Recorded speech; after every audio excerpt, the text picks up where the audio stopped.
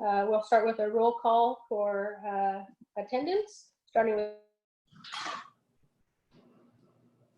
Here, I don't know if you said my name, but it clipped out, but. Oh, yeah, I did, and you're here. Thank you. Director Barrows? Here. Director Decker? Did not see on our list of panelists quite yet. She has not. Yeah, and her work schedule makes it hard to get here right at 5, but I'm sure she'll be joining us here shortly. Director Sprawl? Here. All right, thank you. So the first item on our agenda tonight is student reports. This is our first opportunity to hear from our student representatives.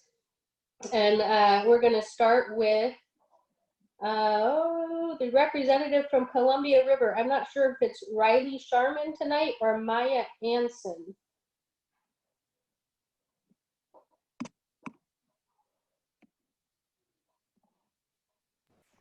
Looks like it's. Hi, yeah, it's both. Yeah, it's both. Yay, okay, thank you. Go ahead whenever you guys are ready. Okay. Would you like us to screen share? Yes, if you have something to share, absolutely.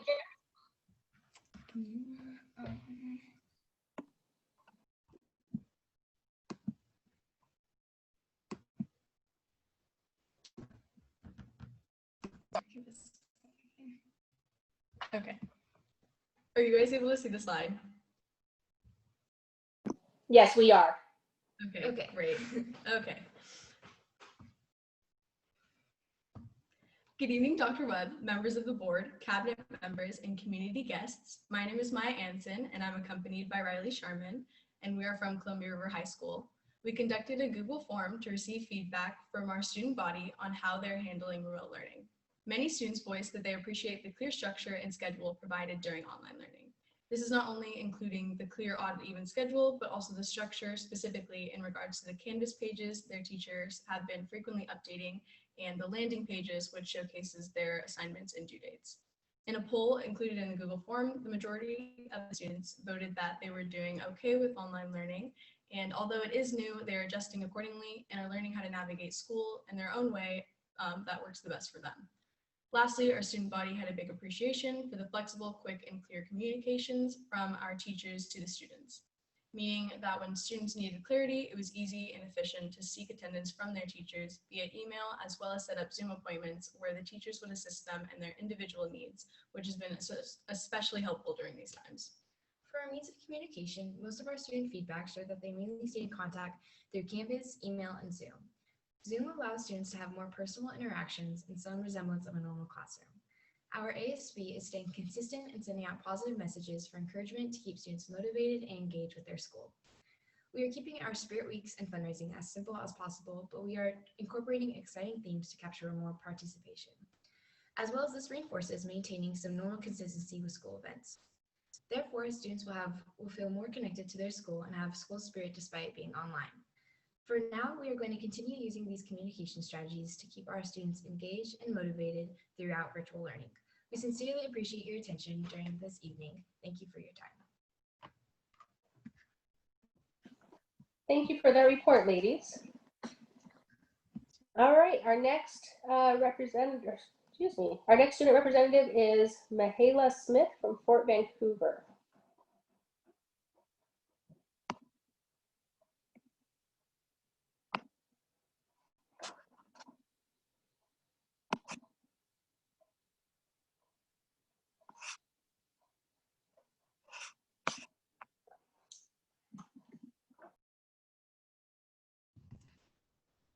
Can you guys see my screen? Yes, we can, Michaela, thank you. Okay. Good evening, Dr. Webb, members of the board, cabinet members, and community guests. My name is Michaela Smith, and I am from Fort Vancouver High School. I conducted a survey for the teachers to give feedback on distance learning. There was an overwhelming amount of responses. Some positives were that students can work at their own pace, and there's more time for one-on-one for students and teachers. Students are also taking control of their own learning and advocating for themselves and for the grades that they want. And most importantly, they're learning to appreciate school and missing it dearly. However, attendance is difficult to encourage, but that's okay and it's understandable during these rough times. Our ASB, AVID, and admin have been working hard to encourage student participation and support students and their families during these difficult times. There are virtual support groups run by our amazing Tabby Stokes to help kids with their mental health and issues at home. There's online tutoring available for those who need it, and there's social media pages to keep everybody up to date and involved. We have been doing Spirit Weeks and weeks to educate our kids on Hispanic Heritage Month and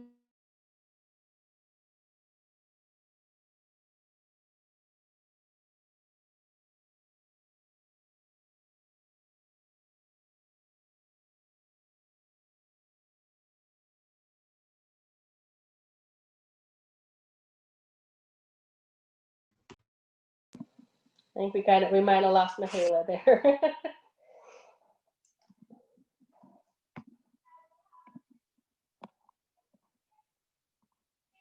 Okay, well, we'll go ahead and move on to our next student representative, which should be Karen Galagos.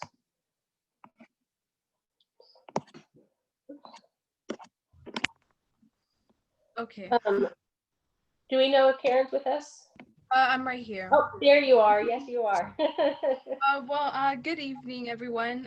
Good evening, Dr. Webb, members of the board, cabinet members, and community guests. My name is Karen Gallegos, and I am from Hudson's Bay. Let me share my screen.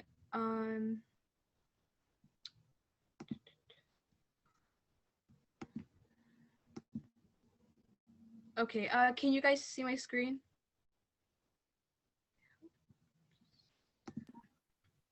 We can see your screen. What is it that you're trying to share? I'm trying to share. I'm sorry. I'm trying to find the Google Slides. Okay, here we go. There we go. Can you Perfect. see that? Okay. Yep. Yeah.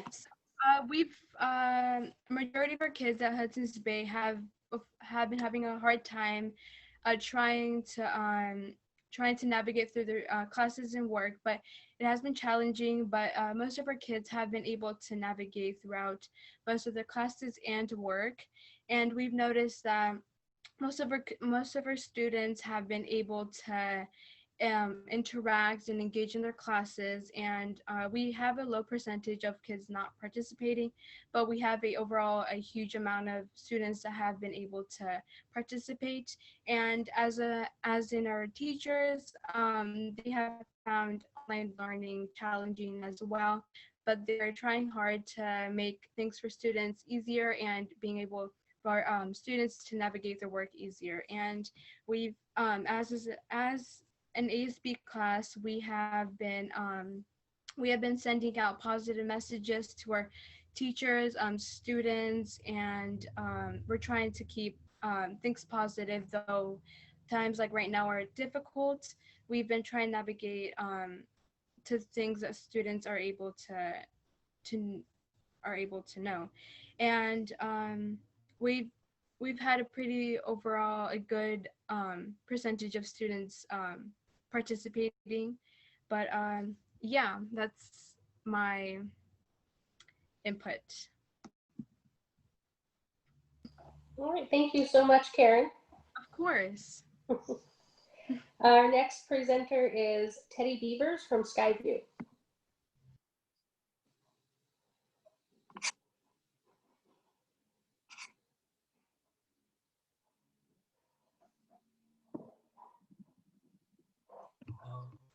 Okay, hello guys. You can hear me all right? Yes, we can. Okay.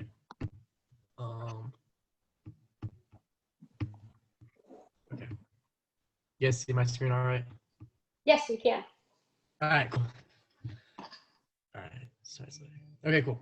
All right. Good evening, Dr. Webb, members of the board, cabinet members, and community guests. My name is Teddy, and I'm from Skyview High School. I spoke with a number of students throughout Skyview about what good online learning looks like. To begin, I heard a lot about organization. First, Canvas. All the teachers being on Canvas this year has been really great. I heard a lot about how not having to navigate between Google Classroom, Gmail, having it all be on Canvas to look through Zoom's assignments, whatnot, has been really beneficial. I also heard that teachers with organized Zoom pages that are easy to navigate, easy to find your assignments, your Zoom links, your notes, whatever it is, that is also very beneficial.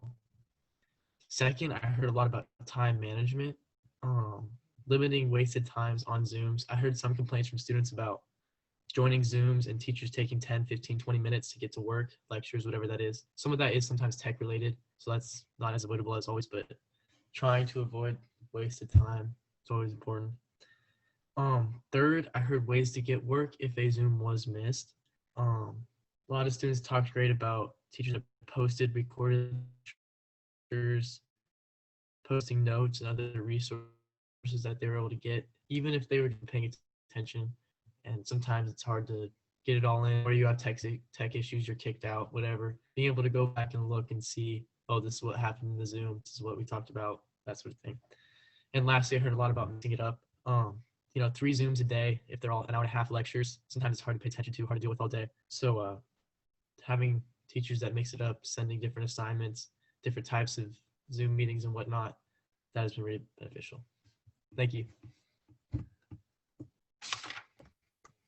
Thank you for that report, Teddy. Thank you. Our next presenter is Samantha Duncan from VSAA.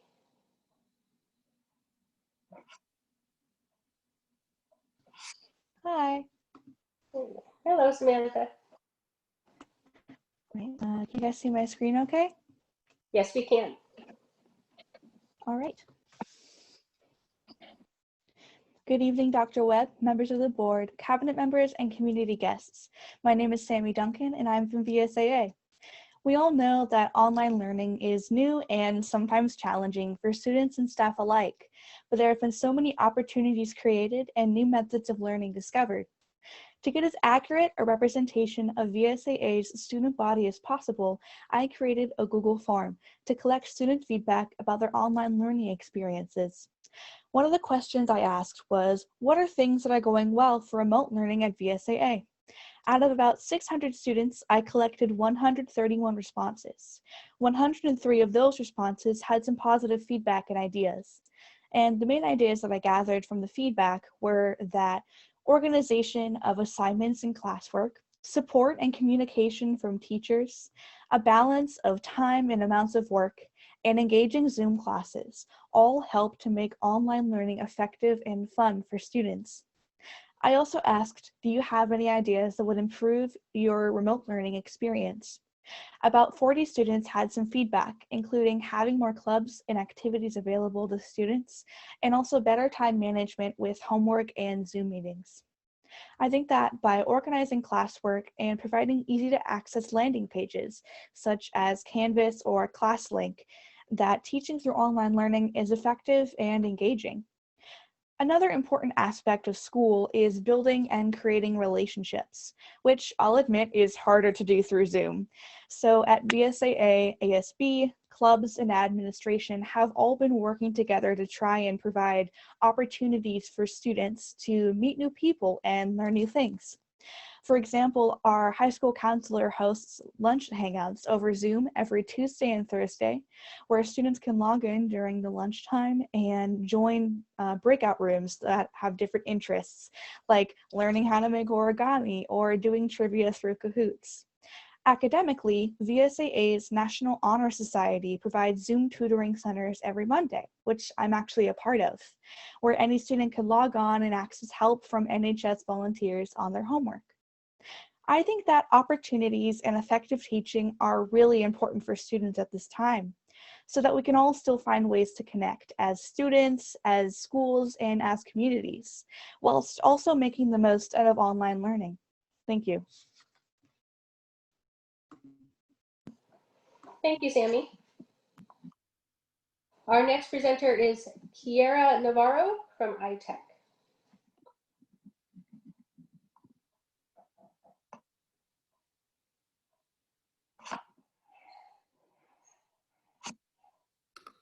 Hello, can you hear me? Yes, we can. Okay. Can you see my screen? Yes, we can. Okay.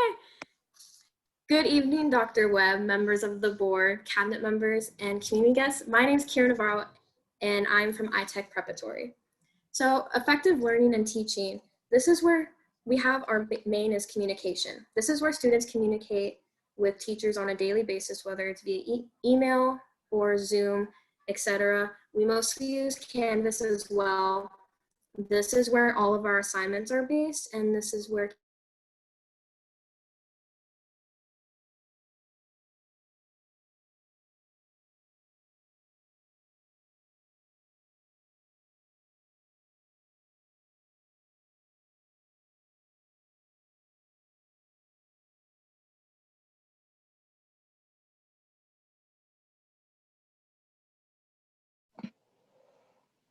Oh.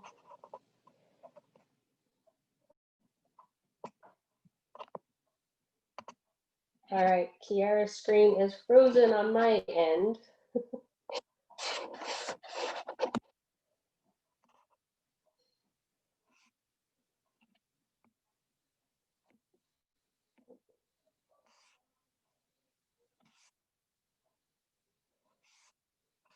Did we lose Kiara completely? Yes, we did. Darn it. Okay. Just for way of background, there she is. Back. hi, I'm sorry, my internet's very wonky. I'm sorry. You do not need to apologize. It's the world we live in now. Okay, I'll just go through it very quickly so that my internet doesn't go back on us again. Okay. So All right. our communication's mostly on Canvas, email, and Zoom. That is where students can most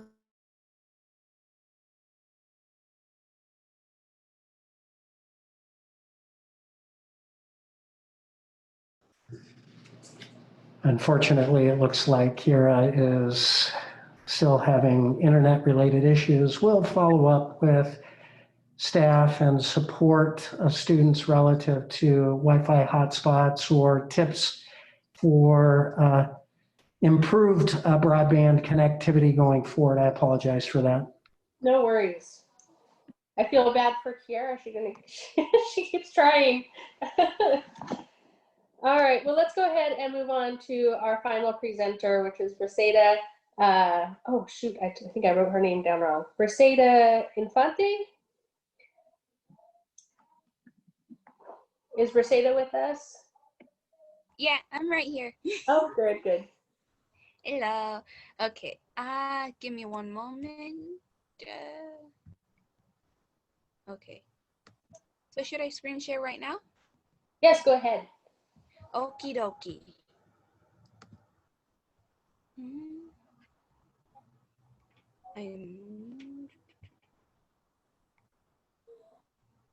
I can't seem to figure that out. Uh-oh. Oh, never mind. I found it.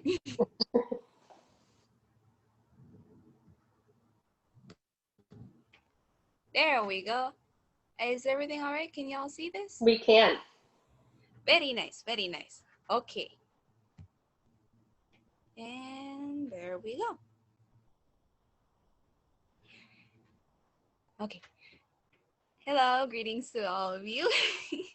My name is Briseida, and I am here to represent my school, Flex Academy.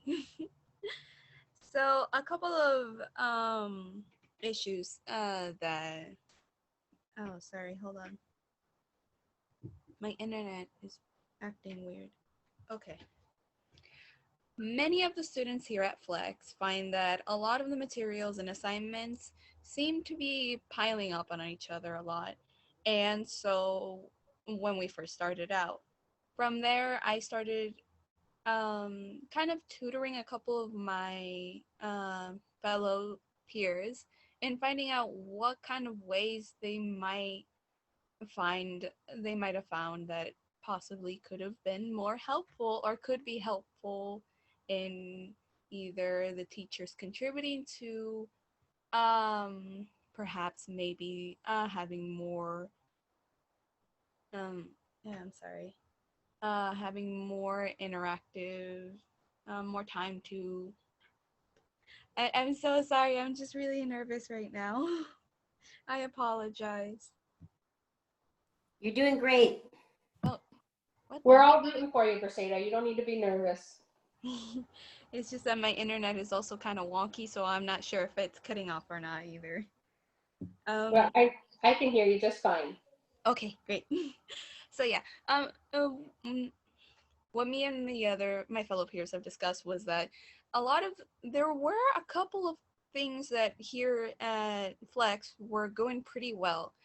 Since it's a very small school and the majority of new students kind of they didn't necessarily find it too difficult in order to kind of manage their way into this whole new remote learning situation that we're having here. They did find it a little bumps in the road, and the fact that their meeting other students wasn't necessarily something that many of them could do because we're not in the school building physically there. So the majority of us have instead then started doing small groups through Zoom as to also help out with one another during particular projects or assignments. And our teachers are usually involved in those small group sessions as well. So we all get to meet each other and get to talk with one another. And also some of the other times, it's also mixed in with the fact of helping one another with assignments, and then the teachers there to monitor and help answer any other questions, in which a lot of both new and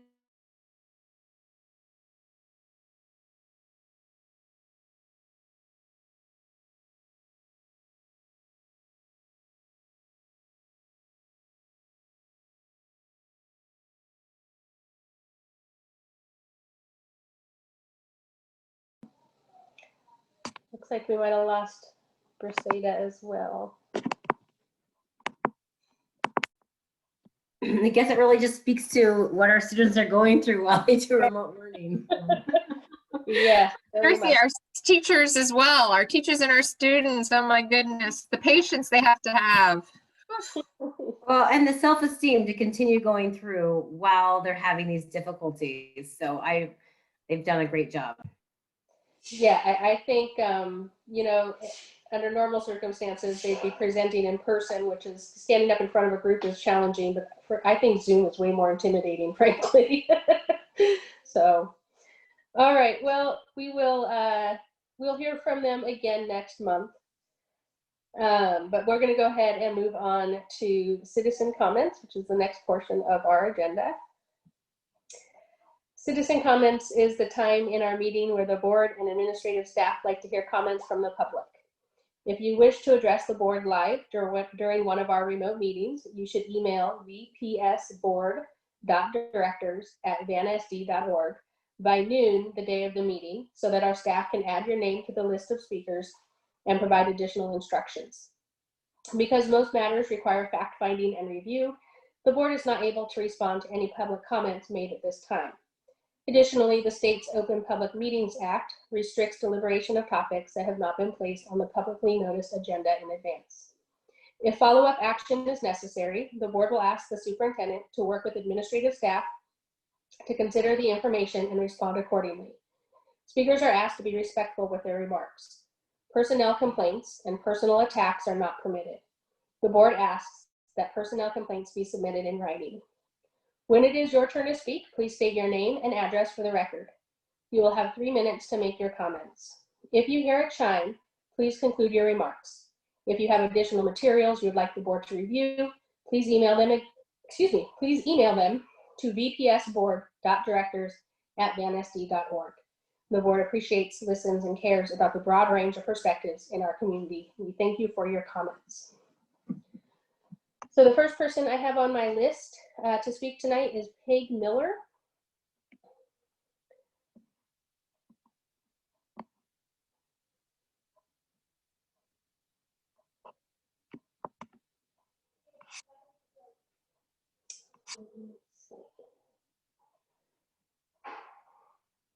Hello, Paige, can you hear me?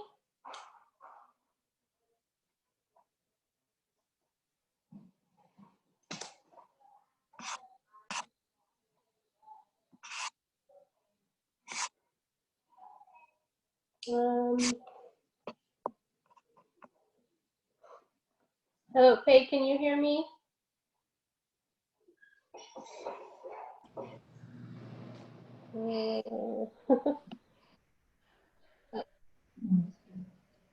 Hello, Paige? Yes. Yes. There we go. We can hear you now. Hi there. Paige, we're getting a lot of feedback. Do you have maybe another a device on or the sound on? Is that better? No, it's still very echoey. I want to make sure that we can hear your words okay, and that's really echoey. Okay. Is that better? It's still pretty bad. All right. That's Better? That's a little better. Yep. Okay, great. Thank you. Mhm. Good evening, Dr. Webb and school board members. My name is Peg Miller. My address is 707 Northwest 22nd Avenue, Vancouver, 98665. Thank you for this opportunity to speak. I just have a question with regard to media, that would be social media or even written media, if I may. Is there one spokesperson for the board, or do all comments made by the board represent individual board members? And I'll try and cite some examples that have come from either social media or newspapers, if you will, the Columbian, or Twitter. For example, one was what to a Twitter post. And the other one, another one I have is, this was from the Columbian. We shouldn't be making samples of anyone's heritage. That was in the Columbian. And then from Facebook, there was a heart emoji that this was included in the statement. CRHS will still have a white supremacist problem. And my final example was, quote, choose to make an insensitive and offensive statement. That was from a Twitter post. So I guess my question is, who is the voice of the school board? Do members have social media accounts that they use, or do school board members have school board member accounts? So when they speak, it is all inclusive. So I'm just requesting clarity, if I may, and that is my question. Thank you.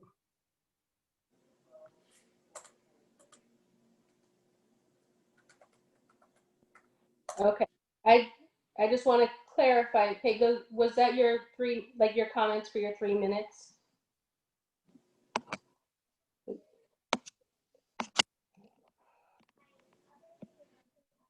Okay. Okay, I'm guessing it was because I don't see her. I don't see her anymore. Alrighty, we're going to move on to our next speaker, which is Christina Walther.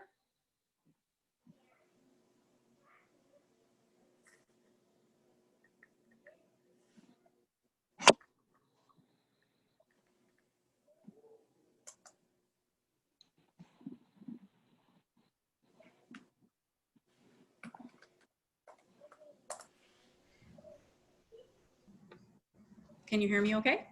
We can. Thank you. Thank you.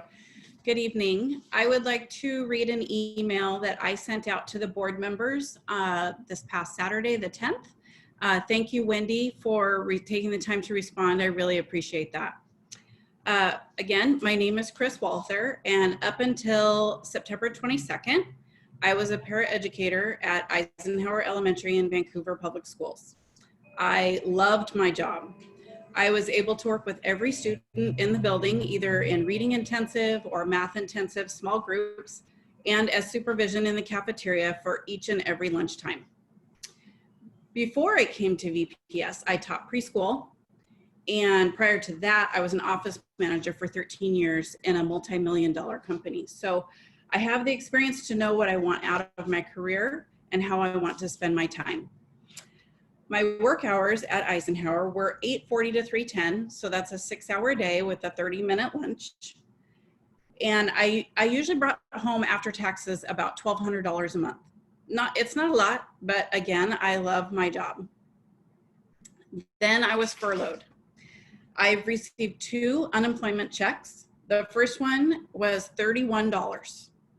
The second one was $186, and that's for 8 work days. So let that sink in just a minute here. $217 for 8 days. Divided by the day, that's $27.13. And if you divide that by the number of hours, that's $4.52 an hour. There's absolutely no way that I can make it on that amount of money, and no one can. This is from my email again. Here's the last point I would like to make. While I love my job, the students, the staff, etc., I cannot survive on $4.52 an hour. If the paraeducators are not recalled soon, they will be leaving in droves. And then where will the district be? There were pages and pages of unfilled positions prior to the furloughs that couldn't be filled. So where will those replacements come from? And God forbid someone gets sick, because we all know there are no substitutes. I strongly encourage you to review the budget that was independently reviewed and submitted to the board last week. The money's there. The students need the help, the teachers need the help, and we want to help. All you have to do is recall and reinstate the classified staff at VPS. So that's the end of my email, but I would also like to add that there are a large number of classified staff who have not received any unemployment at all for a variety of reasons, whether it be delays, fraud by outside people, questions about retirement, etc. I'm considered to be lucky, quote unquote, because I have received some payment, although as previously stated, it's not enough to cover even minimal bills, much less rent, mortgage, insurance, etc. Additionally, we're expected to pay our part of the medical insurance through the district without any income. Needless to say, all of these things combined do not endear the district to the classified staff. We are support staff, but where is our support? Okay.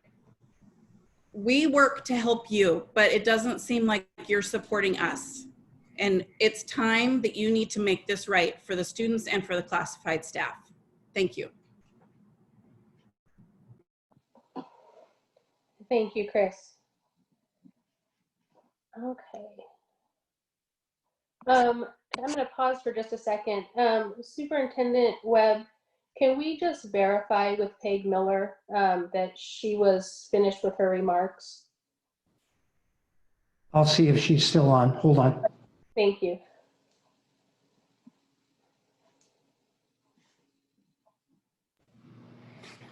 She is, we're promoting.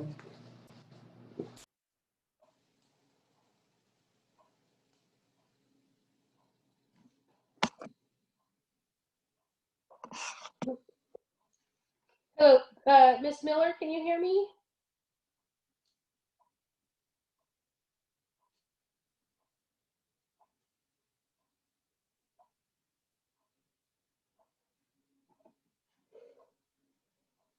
Ms. Miller, can you hear me?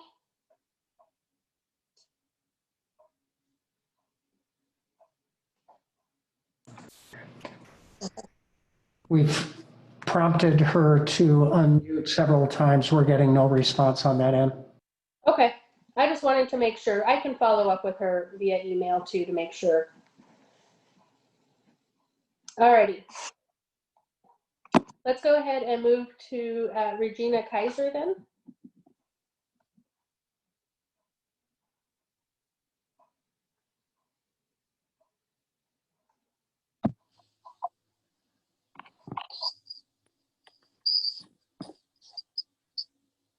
Okay, hi.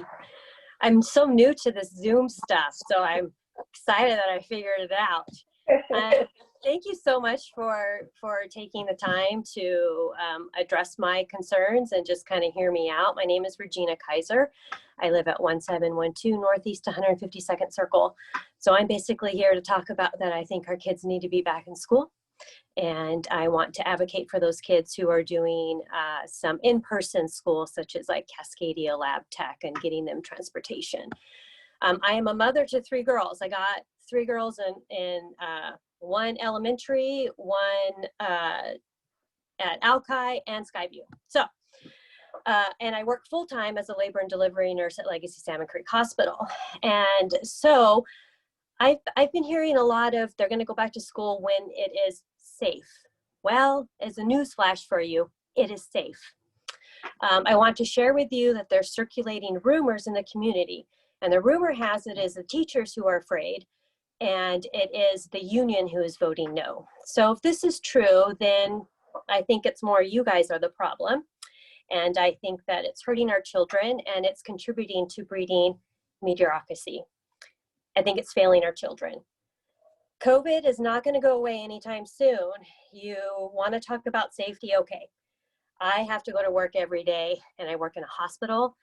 So I'm sorry if I'm not super sympathetic to you guys' fears, because I wear a mask every day, I wear gloves, and I deliver babies. So I am like in the COVID splash zone, if you want to say. But I take the right precautions. Let's see. So the American Academy of Pediatrics supports kids being in school. Private schools are having in person, so I don't see why we can't. I don't see what the difference is. And speaking of the AAP, I want to say that their stance does support for in-school and supported programs, because as we know, they're fundamental to child and adolescent development and well-being, and provides our children and adolescents with academic instruction and help with social and emotional skills. It is no secret that schools play a critical role in addressing social and racial inequities. There has been mounting evidence showing the negative impacts from school closures in the spring of 2020. The increased isolation makes it difficult for schools to identify and address learning deficits, as well as child and adolescent physical or sexual abuse, substance abuse, depression, suicidal ideation. The risk of morbidity and mortality increases, and we are already seeing that. Furthermore, there's increasing evidence showing that children play a different role in the transmission of COVID versus flu. Turns out that they spread the flu more than they spread COVID. However, kids typically show no signs and symptoms of COVID because they're more asymptomatic or have a less severe case. Furthermore, the AAP states that kids 10 and under are less likely to get infected and less likely to spread it to others. So I want to stress that the policymakers and school administrators should acknowledge that COVID policies are intended to mitigate, not eliminate risk. So let me say that again, it mitigates, but it doesn't eliminate. The teacher union, if it's waiting for it to be zero risk, then it'll never happen, but there's kids are suffering and they need to be back in school. I guess my time's up. I didn't get to talk about school transportation. Unfortunately, that's a big issue. Sorry, your time is up. I apologize. If you would like, you can email the board the rest of your remarks about transportation. Is there going to be any transportation offered? I can't answer that question right now during public comments. Sorry. But if you email me the question, we will get you the answer. I will do that. Thank you. Thank you, Ms. Kaiser. All right, our next speaker is Anne Mccrory.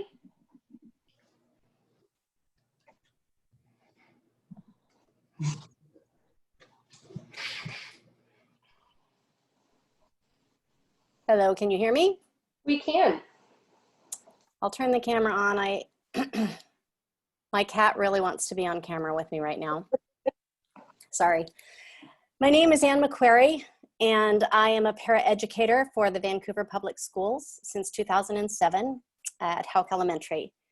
And right now, half of my hours are for learning support, and the other half of my hours go toward general ed. My general ed hours, excuse me, Bosco. My general ed hours have been furloughed since September 23rd, so I work 3.5 hours a day. I am one of the lucky ones. There are 4 of my paraeducator colleagues who have no hours at all. Those colleagues, 2 of those colleagues have been with the district for well over 20 years each. They are institutions at our school. They are the heart of our school, along with our students. In addition to paraeducators, our secretaries and clerks have been cut to half-time, and I can't even imagine how stressful their jobs are right now. These are just some of the roles that have been furloughed. By speaking today initially, I was going to try to justify our worth in the eyes of the district and the community. Consider this, paraeducators have long-term relationships with students, and these relationships are essential, especially right now, to help students feel a sense of normalcy, a sense of safety, even on Zoom. We catch kids when they fall through the cracks. It's just what we do. I have wanted for years now to believe that the district is doing its best. And because these are uncertain, unprecedented times, I wanted to cut some slack. But attending the recent community budget forum, it appears that the district is choosing to keep padding its rainy day fund rather than use it now when it's raining. It's just business as usual, and those of us on the bottom of the pay scale, as well as our students, are taking it on the chin. It's demoralizing. We take our roles so seriously. We, along with teachers, are the people who put all of your plans into place. Speaking of teachers, their workload has increased exponentially since we are unavailable to help. They are already working an average of 12 to 16 hours a day, and that's not sustainable. There are so many things that we could be doing to lighten their load. It just is so counterintuitive to put us on the shelf right now. I understand that running a school district is a complicated business. There's so much to consider, money coming from different sources, specifics about how it can be used to make sure that the decisions are correct, but this just doesn't make sense. I have no doubt that the rainy day fund will look different at the end of the day if we are hired back. But it also appears, from what I learned at the community budget forum, that our salaries will not put the rainy day fund below the number you need to be in compliance. Your business is educating students. You serve students and their families. We paraeducators, secretaries, and clerks are the public face you show your customers. And right now, it seems that you appear to be telling your customers, our kids, that their school experience now during a pandemic is less important than the rainy day fund. Thank you. Thank you, Ms. Mccrory. Our next speaker is Noah Miller.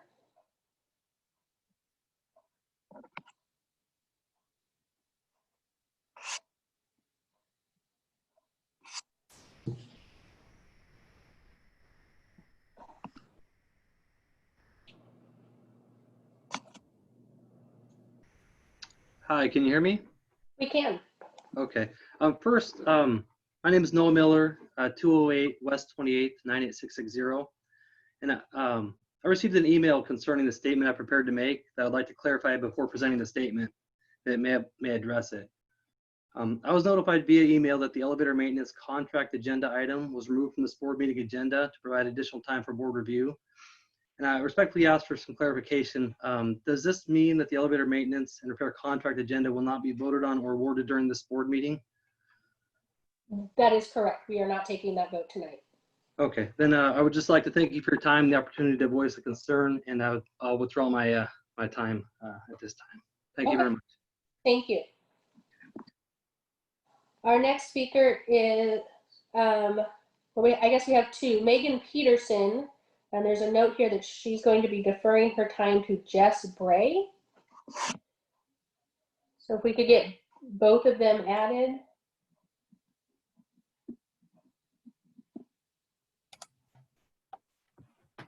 Hi there. Hello. So I'm going to ask Megan, your intent is to defer your time? Yes, that's correct. Okay, then all I need you to do is state your name and address and tell us that you're deferring your 3 minutes to Jess. Okay, my name is Megan Peterson, 2904 East 14th Court, Vancouver, Washington, 98661, and I'm deferring all of my time to Jessica Bray. Thank you very much. Thank you. All right, Ms. Bray, that means you have 6 minutes. All right, so my name is Jessica Bray, 642 33rd Washougal, 98671. Just get my notes up real quick. So hello, my name is Jessica Bray. I am an educator in our school district. Thank you everyone for giving me a few minutes of your time. My #1 job as an educator is to advocate for my students. I hope that these comments are received in that spirit.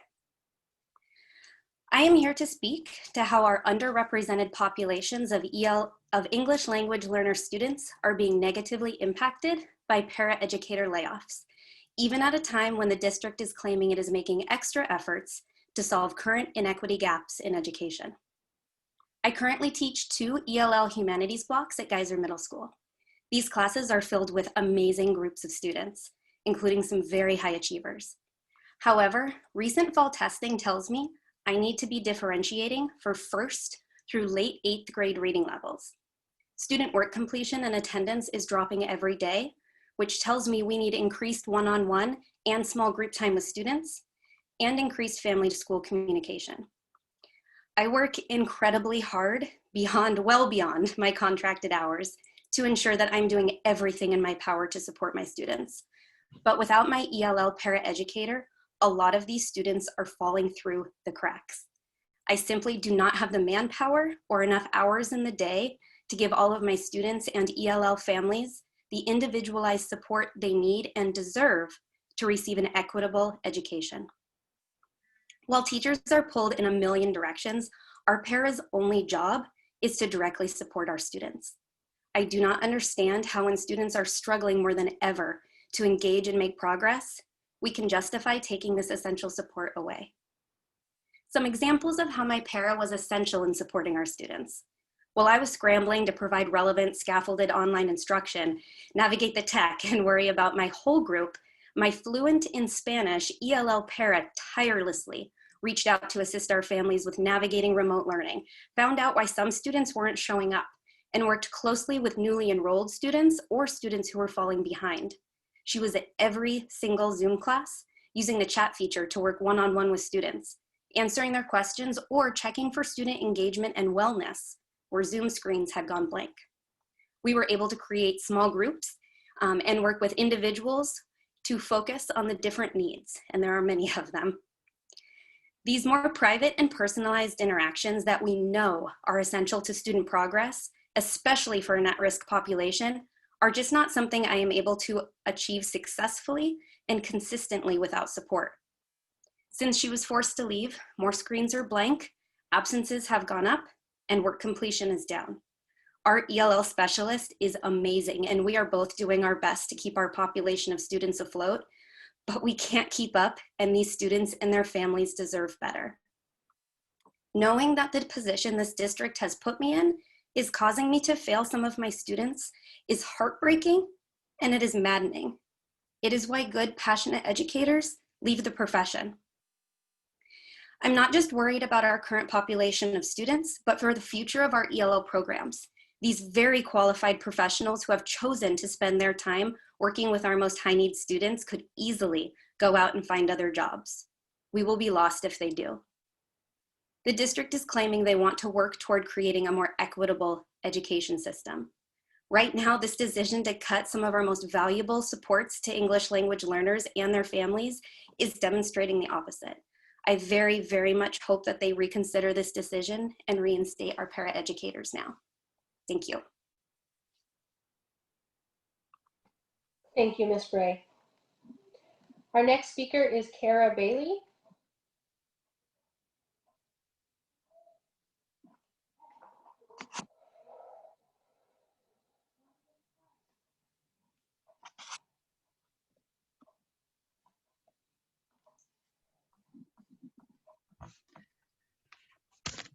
Can you hear me? We can. Okay, thank you so much. And again, I apologize about my background. I'm in the basement. It's quiet. My name is Kara Bailey and my address is 1314 X Street, Vancouver, Washington, 98661. I am commenting to the board tonight, again, in hopes of creating a dialogue. My hope is that we, the parents of students with disabilities, are invited to a work session by the Vancouver Public School Board. I would like to fill in the gaps preventing the VPS from providing a free and appropriate public education to the students. Transparency is needed. I have written to the board, the administration, the superintendent, and in all but one occasion, I have heard a response back. My other responses have been, it will be forwarded to the legal department. My son has a disability. The district told the state they were providing a one-on-one to him from the years 2013 to 2018, every day, every hour, even hours he was not there. That is fraud. Ask me for the paperwork and I will provide it. The district has it. Some schools are using school resource officers to assist teachers who are needing to help with students with disabilities. The SROs are not employed by the district. They do not have the students' IEPs, and they are unaware of the students' disabilities. This is how the pipeline to prison starts and continues. The district CFO stated special education would cause sports to be cut. There was some real concerns about the funding, where the funding is going, and who is overseeing these funds, ethics, and law. When a teacher is asked to move their classroom in order for the superintendent to come in with reporters and community members to provide a sham of a school, that concerns me. Hearing from staff that they are asked to clear out of their classroom and move to a cart in order for the district to show the public what their district is like is not honest. Hearing from some of those very same teachers that they are leaving the teaching profession altogether because they advocate for their students is concerning. Teachers leaving isn't due to money. They are not being listened to, and their voices are not being valued. The district added 4 new positions due to the Attorney General's findings about equity. They hired a basketball coach during the pandemic. These funds could be going to the very people they furloughed, the paras that claim they could never find enough of. The actions of the district has concerned me. Sorry, this is not how I want to spend my evenings. I ask you to please ask us to a workshop, to a work session. Let us talk and come together and work together for a solution and understanding. Parents hiring attorneys to protect their children is not sustainable for the district or the public funds it is using to protect the actions of these unethical steps. Thank you.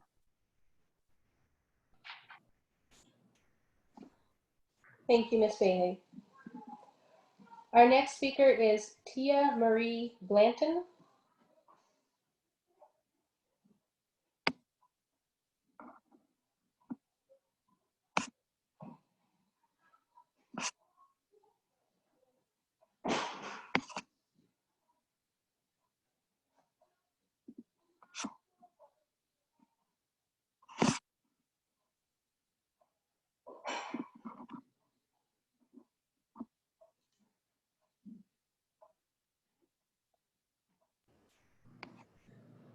Do you want to ping her?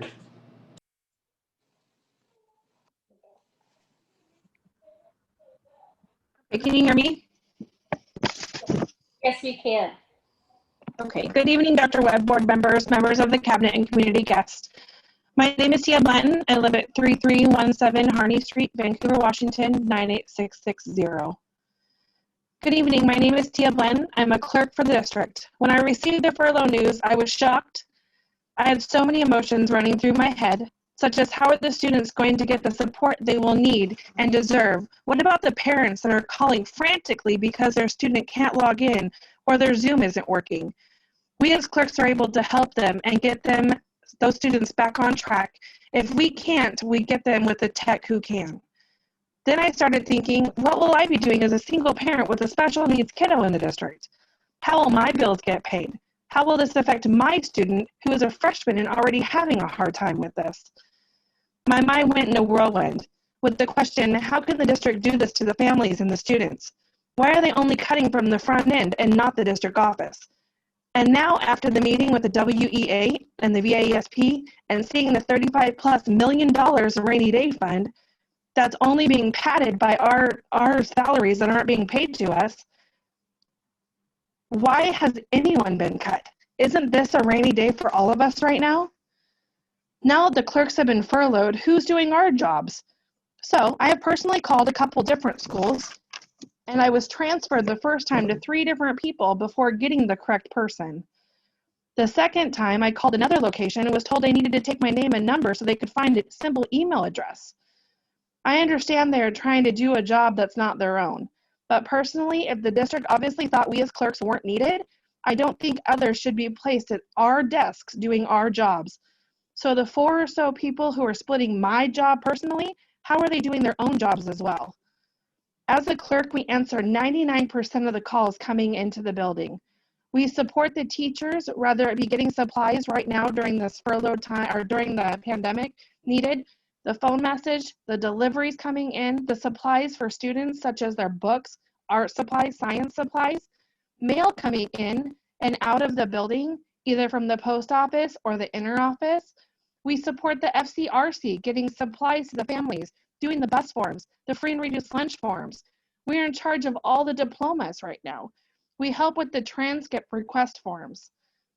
We are the front line of the schools when families and visitors are entering and exiting the buildings, making sure everyone is signing in and out and is wearing a mask during this time. Safety is also a concern, as there's no clerk there to watch who's coming in and out of the building. Are they signing in? Are they coming in the office? What are they doing in our buildings right now when we have no security on campus? We support the counselors as well, as now their emails are blowing up. They're unable to answer all the emails daily because we're not there to help get through those answers, those questions that may be coming to the front office. So again, I ask, isn't this a rainy day? Please bring us back to the buildings to support our families, our students. Let's not have the students be left behind or allowing our students to fall through the cracks. Thank you. Thank you, Ms. Blanton. Our next speaker is Ellen Crane.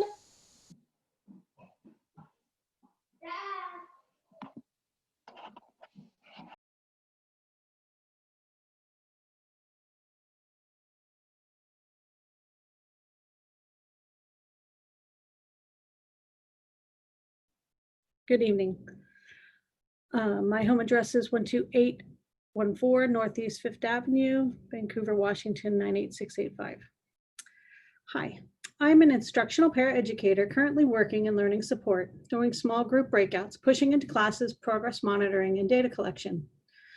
When we returned to school in September, my colleagues and I were excited to be back in our new Marshall building, helping the teachers as they were getting to know their new students in their virtual classrooms.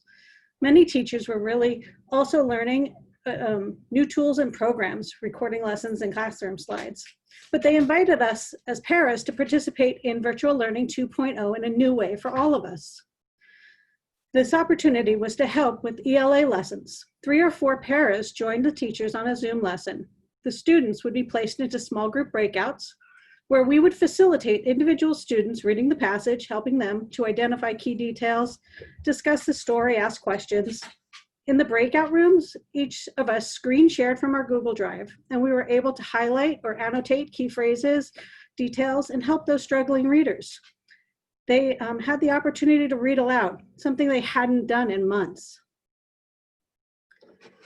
I asked the teacher who I was working with how this process helped her in teaching. This was her response to me. These breakouts allowed for collaborations and discussions around read alouds and assignments.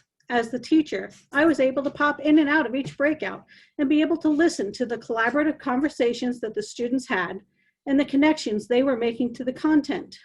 As a teacher, it was very helpful to have paras that could guide some great academic conversations and support students in small group learning. I realized that this would no longer be an option for my classes after the students or after the paras were to be furloughed. In learning support, I'm continuing to work in this format every day. Sorry. I'm continuing to work in that format every day, and now I'm focusing on those students with IEPs. I probably help 3 to 6, maybe 8 students on it on any given day. Whereas in September, the paras and myself were able to work 2 breakout rooms and assist up to 50 students in an hour. There's more than 300 students on Zoom in our building every day. I think that Without the paras, we're losing the opportunity to have these small groups. On Zoom meetings, I've seen presenters and colleagues work with a team, such as tonight. I know there's help in the background. There's somebody checking the chat lines, co-hosting, fielding questions, changing slides or screens. In our Zoom classrooms, our teachers are tasked with hosting, teaching a whole group lesson, watching the chat for appropriate and very inappropriate comments or actions. They're watching all those little faces. Who's paying attention? Who's ready to respond? What are the distractions? And who has completely disengaged from the activity? For teachers, this is quite a multitasking miracle. As parent educators, our role has always been intervention in small groups to advance the learning of students. Is this now obsolete now that the kids are remote? I know that the teachers that I work with have indicated that they need us more now than ever. Paras can help facilitate and engage the students, and it would benefit both the teachers and students in this time of remote learning. Thank you for giving me the opportunity to share this perspective of remote learning with you tonight, and I hope that it has an effect. Thank you, Ms. Crane. Our next speaker is Amy Surface.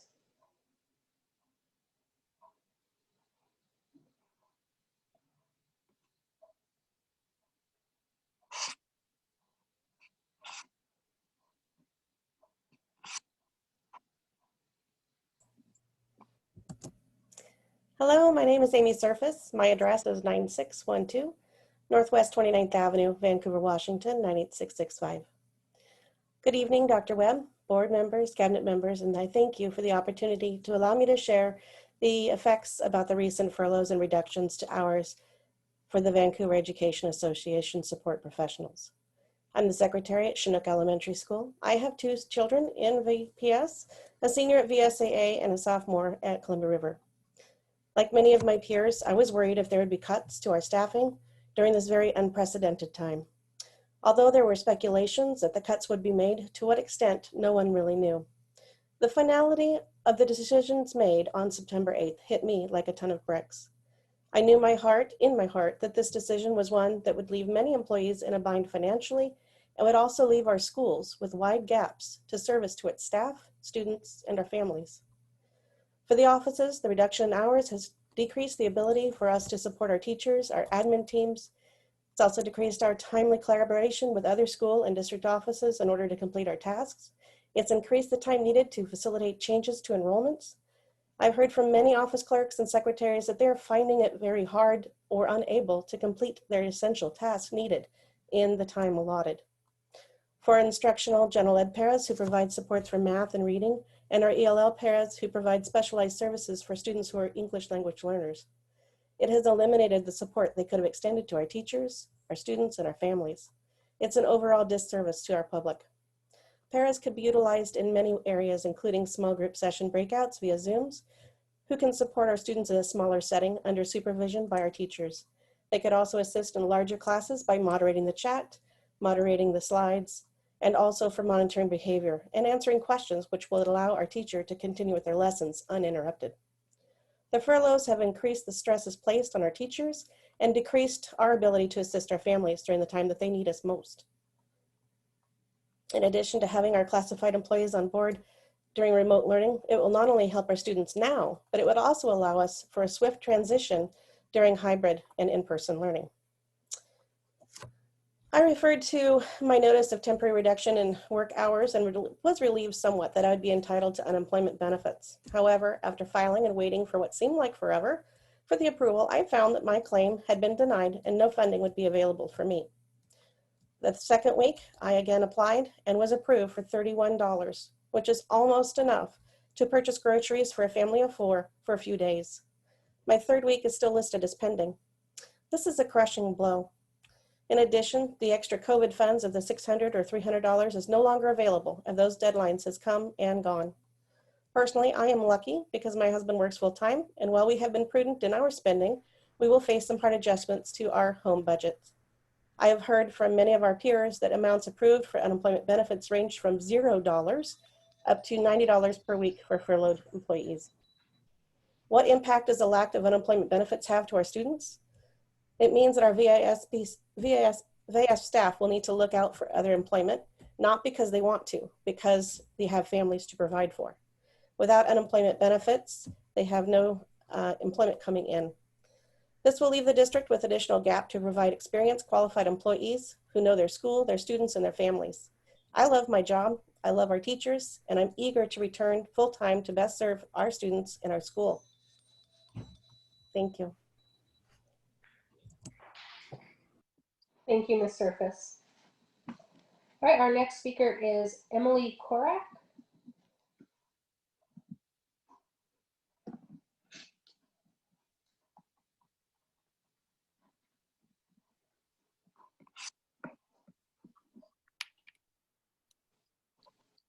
Hi, can you hear me? We can. Thank you. Okay. Emily Korak is my name. My address is 4011 Northeast 97th Street, Vancouver, Washington, 98665. I'm here today to talk about the absolute inequity and disservice that has occurred since our support staff has been let go. I recently attended a virtual PD, and the first slide was a quote from Dr. Webb stating, "Our equity initiative requires we will take a major step by elevating," oh gosh, cool, Frank. Sorry. Side note, Black Lab puppy for sale if anybody's interested. Our equity initiative requires we will take a major step by elevating and bringing greater focus to this work. It is our moral imperative. I'm the EL specialist at Geyser, and to lose all of our paraeducators has been detrimental. But more specifically, losing our EL para, who help support one of our most vulnerable populations, has been a travesty and a breach of equity. We are doing a disservice to these staff members, to our schools, to our families, and most importantly, to our students. Our EL para was one of the few bilingual people in a school where over 1/3 of the population speaks Spanish. Like other EL paras across the district, she connected with families, she guided students through difficult technology, and she supported our sheltered classes. Losing her has meant the valuable loss of communication with our families. It has meant less support for our students, and I am personally trying to fill the gap she has left. Like many of us, I am a mom who isn't able to participate in my own children's education because I am trying to support our students. I am a part-time employee working more than full-time hours, and I am drowning. I am struggling to keep up with my responsibilities, and service to students is falling short, and that eats me up at night. We are drowning, and you took away our life preservers. The fact that ELL was not considered as a place to prioritize support is unconscionable. All of our students are in need though, all of them. We need more support, not less. Please don't take away the people who are doing the valuable work on the front lines. Besides our paras, reducing the hours of our front office staff has cut off the first main access point for our families during this difficult time. Last week, I walked into our office to find our administrative staff in tears comparing notes about how their unemployment claims were denied, wondering how they were going to manage on half their salaries. We deserve better. Cutting off the people who work directly with students speaks volumes to our district's priorities. Teachers have been brainstorming about sacrificing our PD funds, our sick leave, or pay cuts to help ensure employment for support staff and equity for our students. But we're wondering, where is the sacrifice coming from the highest earning members of our district? We aren't looking for condolences or heartbreak. We saw the budget presentation, we know the funds, morale is dropping and frustration is rising. We want to reinstate the people who are on the front lines working to improve our education, working to improve education for our students. Otherwise, our equity promise is hollow. Thank you for your time.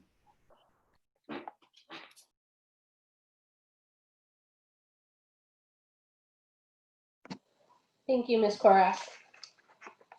All right, that brings us to the end of our list for public comment. So we're going to move to approval of minutes. So we have a series of minutes to approve. I need a motion to approve the minutes. I'll motion to approve the minutes. This is Kathy. Thank you, Kathy. Do I have a second? I'll second. Thank you, Tracy. All right, so we'll go ahead and vote on the minutes. Director Banfield, Approve. Director Barrows, Approve. Director Decker, Approve. Director Strahl. Approve. I also vote to approve, so the motion passes. All right, our next item is consent agenda. Wendy, I would like to move item B out of the consent agenda. Okay, so we're going to pull item B, which is the recommendation for adoption of resolution number 864, and vote on that separately. Thank you. Do I have a motion to approve the remaining consent agenda? I'm sorry, could you first, I'll state the agenda item we're moving for approval because I don't have the number right here in front of me. Oh, I'm sorry. We're pulling agenda item B from consent agenda, which is the recommendation to adopt resolution 864 to renew memorandum of agreement between Vancouver School District and Washington State University. Vancouver. Okay, thank you. Well, we'll still be voting on it. We'll just vote on it separately. Okay, so I'm sorry. Kyle, I believe I saw you make the motion to approve consent agenda. Do I have a second? I'll second. It's Tracy. Thank you, Tracy. All right, so we're going to vote to approve the remaining items of consent agenda absent resolution 864. So Director Banfield? Approve. Director Barrows? Approve. Director Decker? Approve. Director Strahl? Approve. All right, so and I also vote yes, sorry. I almost forgot my own vote. So the consent agenda passes. All right, so we pulled item B, resolution 864. I need a motion to approve the resolution. I'll move. Sorry, I wasn't looking. Who was that? Kyle. Thank you, Kyle. And a second? I'll second. Thank you, Tracy. All right, any questions or comments? I have some concerns I just wanted to bring up. Since we discussed this at our committee meeting, I've been thinking about this quite a bit. I have reservations about this resolution. I don't intend to vote against it. I am so proud of how this district supports our high school students obtaining college credit. I think it's a great program and great opportunities. I think the opportunity for ITech students to attend on-campus classes, obviously not in COVID times, but is remarkable. Not just obtaining state university credits, but the benefit of being on a university campus, the discourse, the energy, the sense of community. It's a truly special opportunity. Where I'm really struggling is that this is limited to ITech students. We have made a commitment to focus on equity and looking at the equity, using the equity lens. I think we cannot preserve these truly special opportunities for a select group of students. Just as a reminder, ITech is a magnet program drawn from a random lottery. So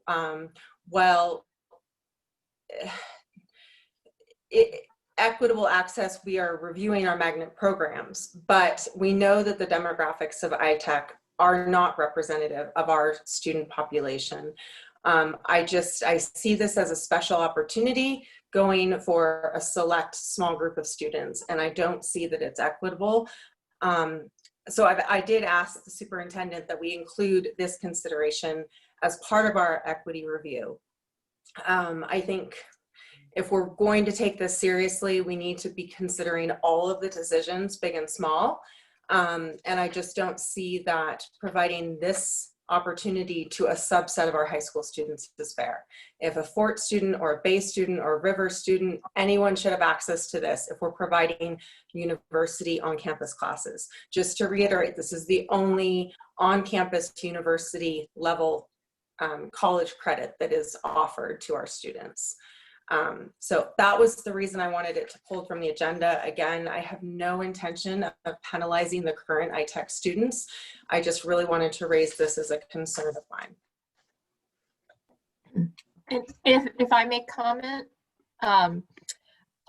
just to add on to a little bit, I see this also as a kind of a turning point or a fork in the road.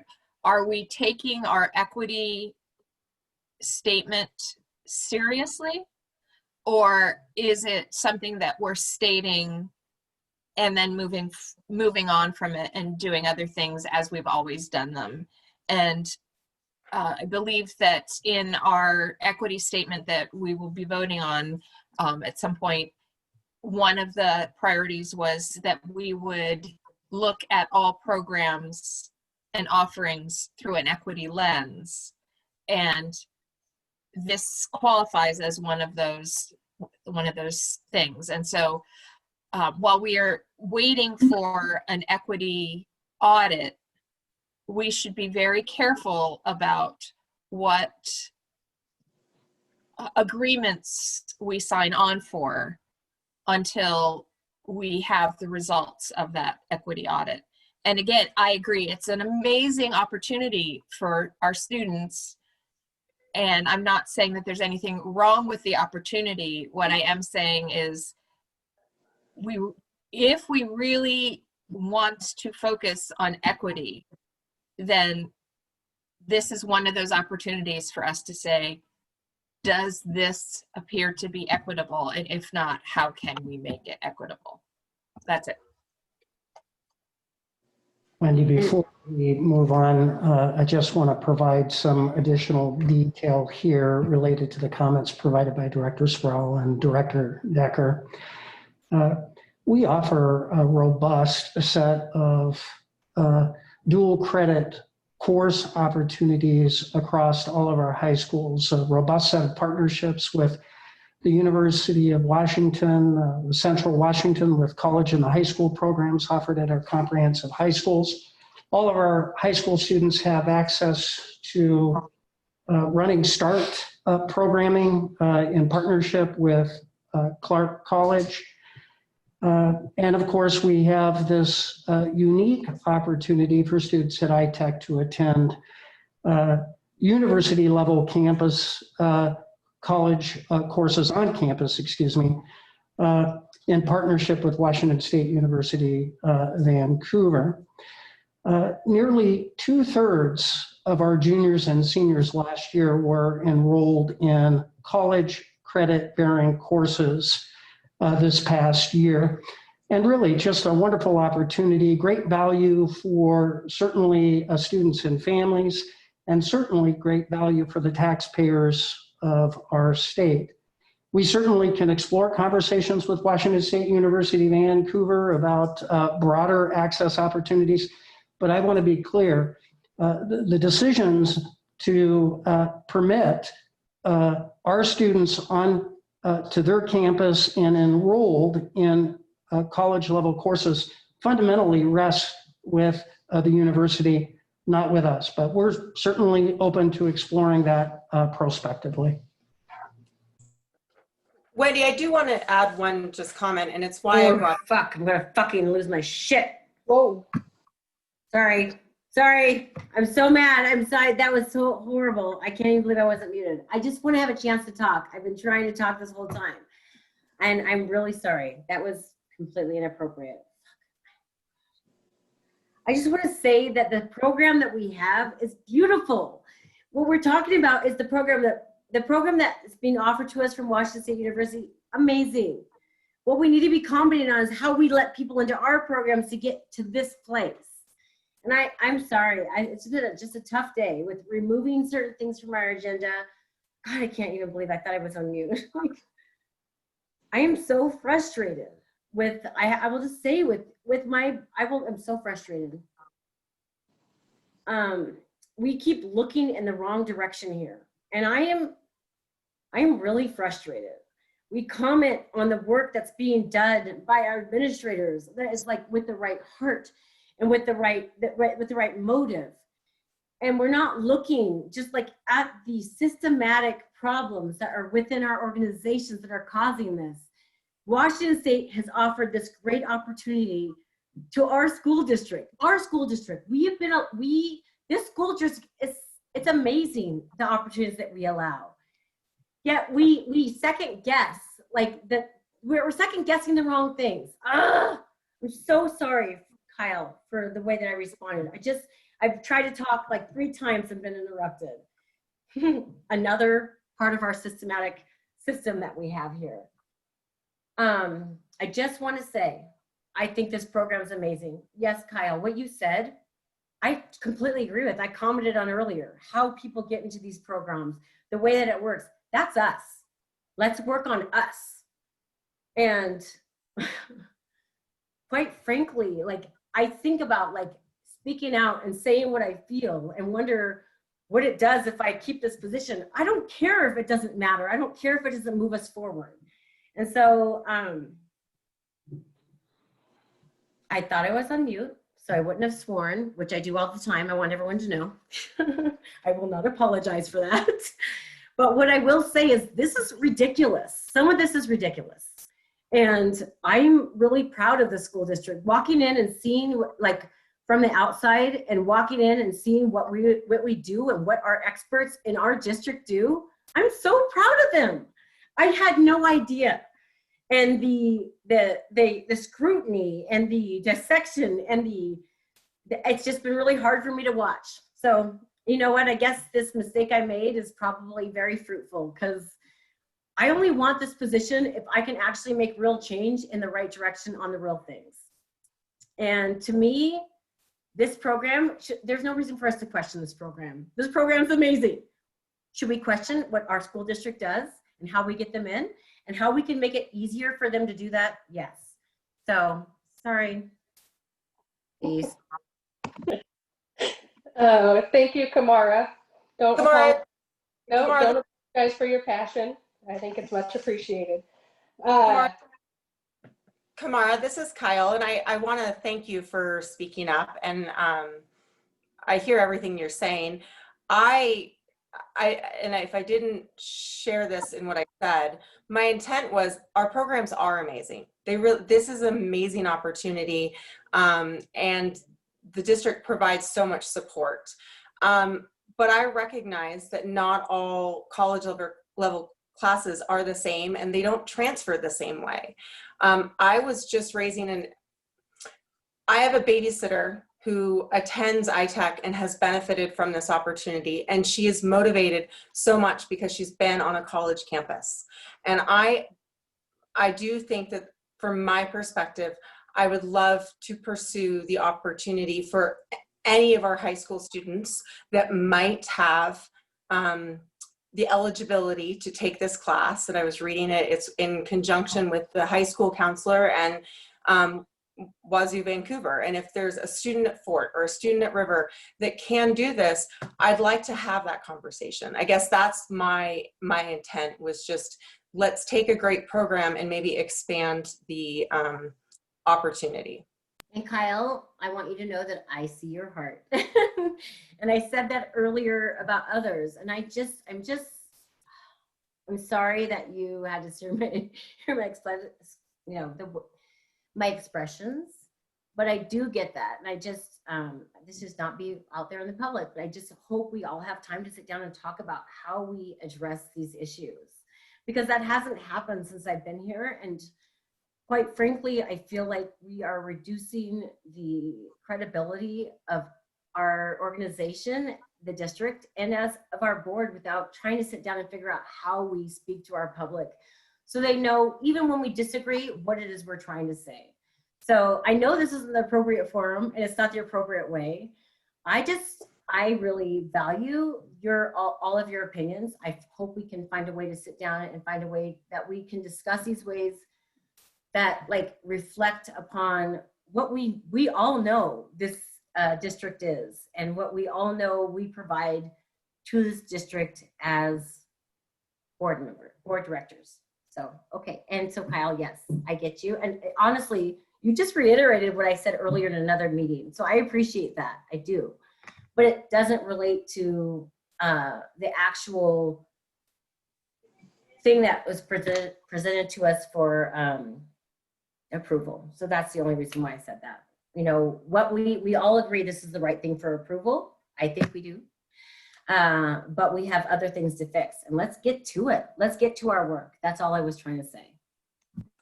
On that note, without objection, I'm going to call for the vote. Director Banfield. Let me see if I can figure out mute and unmute. Approve. Director Barrows. Approve. Director Decker. Oh, it's so good to know somebody else has a passion they're willing to voice. Approve. Approve. I also vote to approve, so the motion passes. All right, we have a fairly long list of regular business items, so let's go ahead and move to the first one, and that is the recommendation for adoption of Resolution 869, recommending condemning racism and establishing the policy directives on diversity, equity, inclusion, and excellence in education.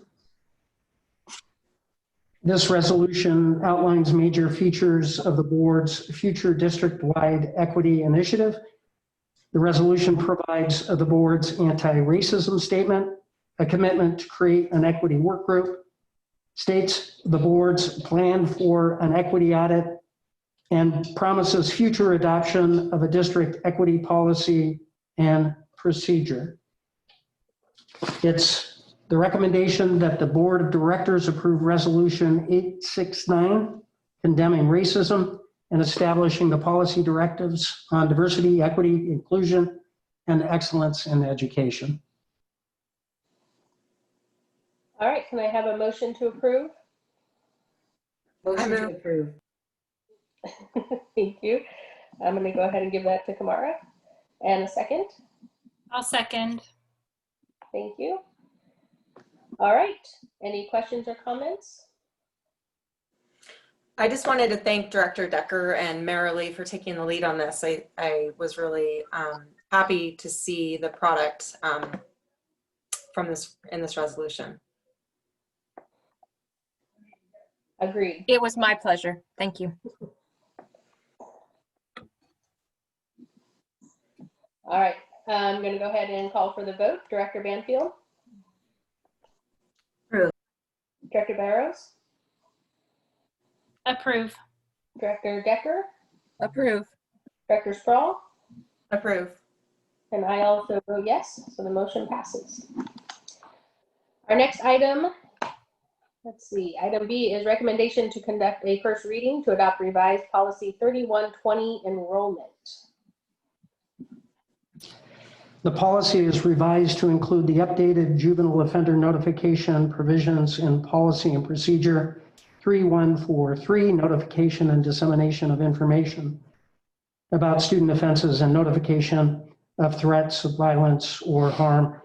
The new policy language directs a school principal who receives information about a juvenile's adjudication or convictions to follow the procedures in policy and procedures 3143. Unless there are questions or comments, we'll waive the reading and bring this back for board action on November 10th.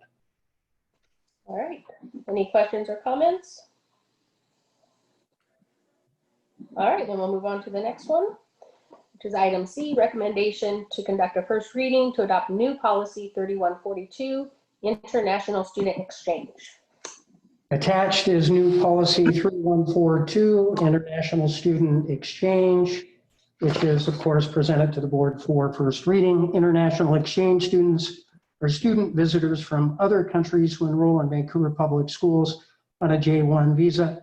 The proposed policy and procedure outlines student expectations and sponsoring organizations' responsibilities, and restores previous language that was in policy and regulation 61564 for foreign exchange students.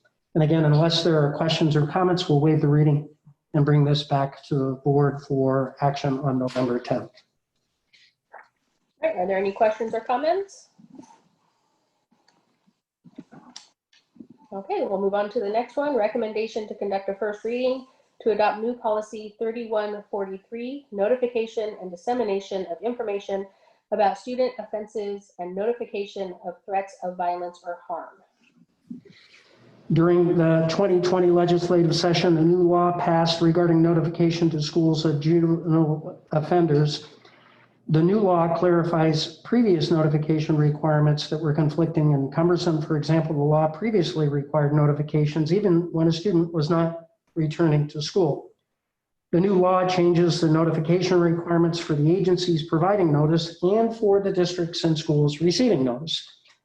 Some of the changes are as follows. Notifications are no longer provided for former students who are over 21, or students who have already received a diploma, or students between 18 and 21 who indicate that they will not enroll in an educational program. And again, unless there are questions or comments, we'll waive the reading and bring this back for board action on November 10th.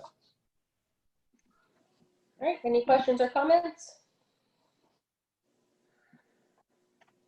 Okay, so let's go to the next one. Recommendation to conduct a first reading to repeal policy 3144, release of information concerning student sex and kidnapping offenders. Policy is proposed to be deleted because the language in this policy is now included in the new policy 3143, notification and dissemination of information about student offenses and notification of threats of violence or harm. And again, unless there are questions or comments, we'll bring this back for board action on November 10th. All right, questions or comments? All right, then item F, recommendation to conduct a first reading to repeal policy 4314, notification of threats of violence or harm. This policy is also proposed to be deleted because the language in this policy is now included in new policy 3143 that we just reviewed. Again, unless there are questions or comments, we'll bring this back for board action on November 10th. All right, questions or comments?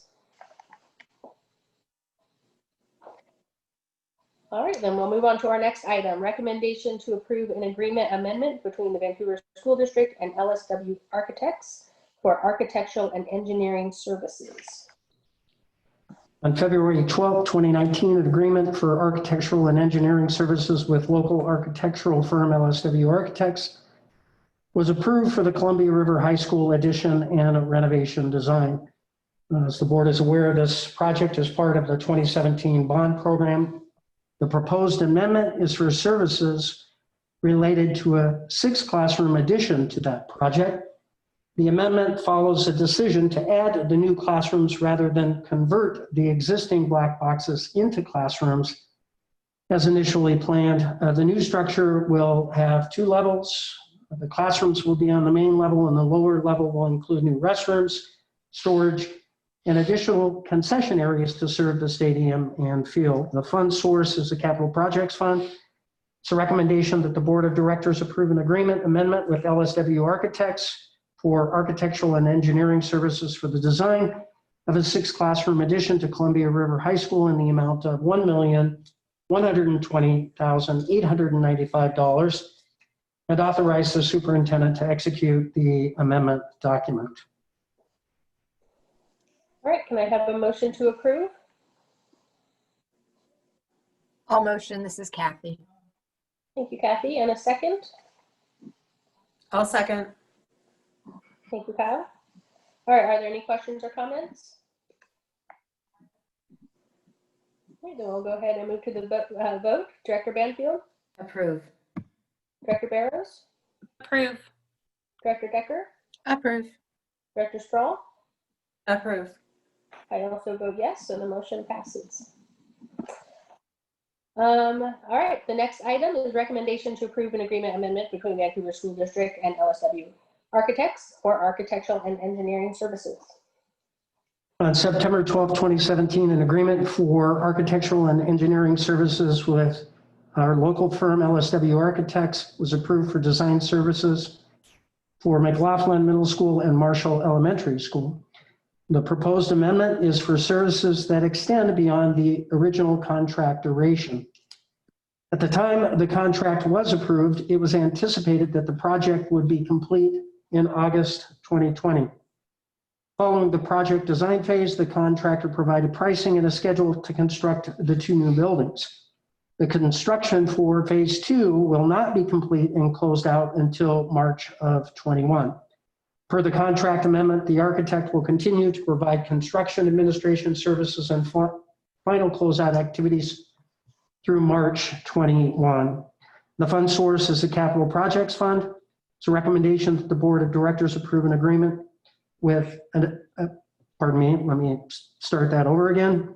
It's a recommendation that the Board of Directors approve an agreement amendment with LSW Architects for architectural services for extended construction administration for McLaughlin and Marshall schools in the not to exceed amount of $219,840 and authorize the superintendent to execute the amendment document.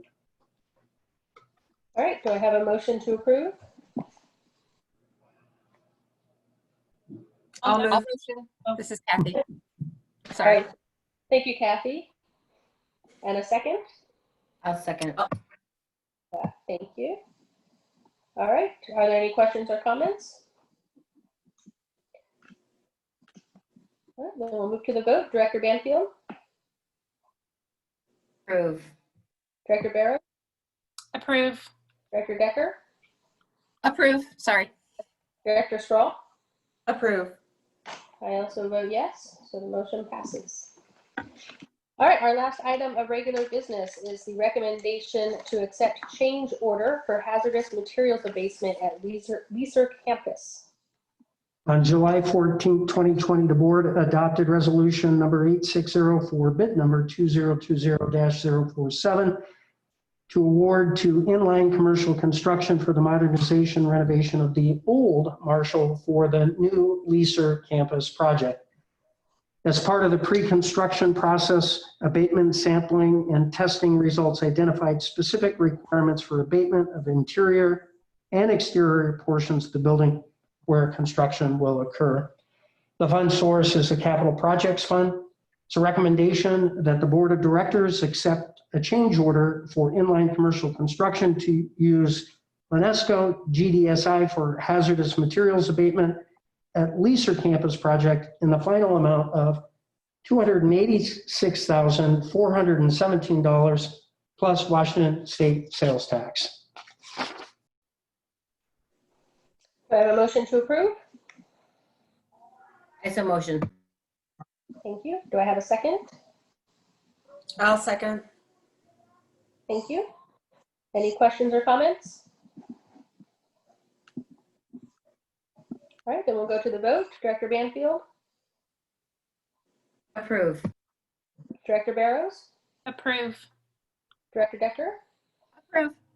Director Strahl? Approve. I also vote to approve, so the motion passes. All right, that brings us to the end of our regular business. We do have a superintendent's report. I'm going to turn it over to Dr. Webb. Thank you, Madam Chair. I am going to turn this over to our Chief Fiscal Officer, Brett Blackschmidt. Brett is going to provide a current status of our 2021 budget update in light of significant enrollment declines and revenue projections that are well below what we went to budget with. So with that, Brett, I'm going to turn this over to you. All right, thank you, Dr. Webb. I'll go ahead and share screen here to bring up a few slides to guide our conversation. And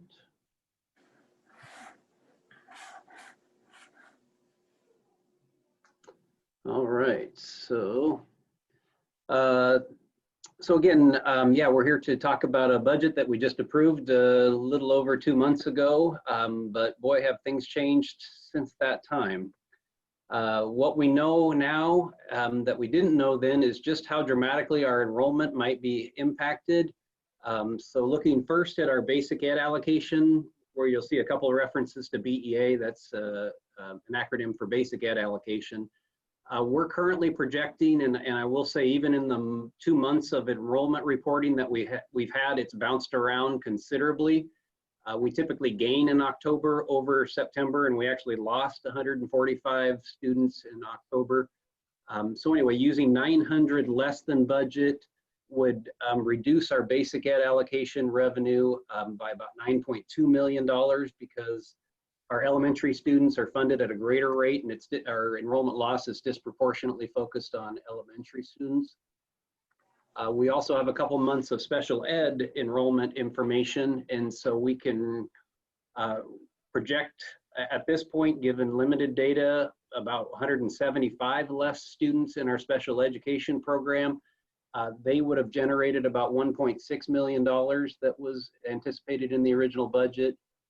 So the cumulative revenue hit just on the basic ed and special ed side is just under $11 million compared to what we were anticipating in the original budget.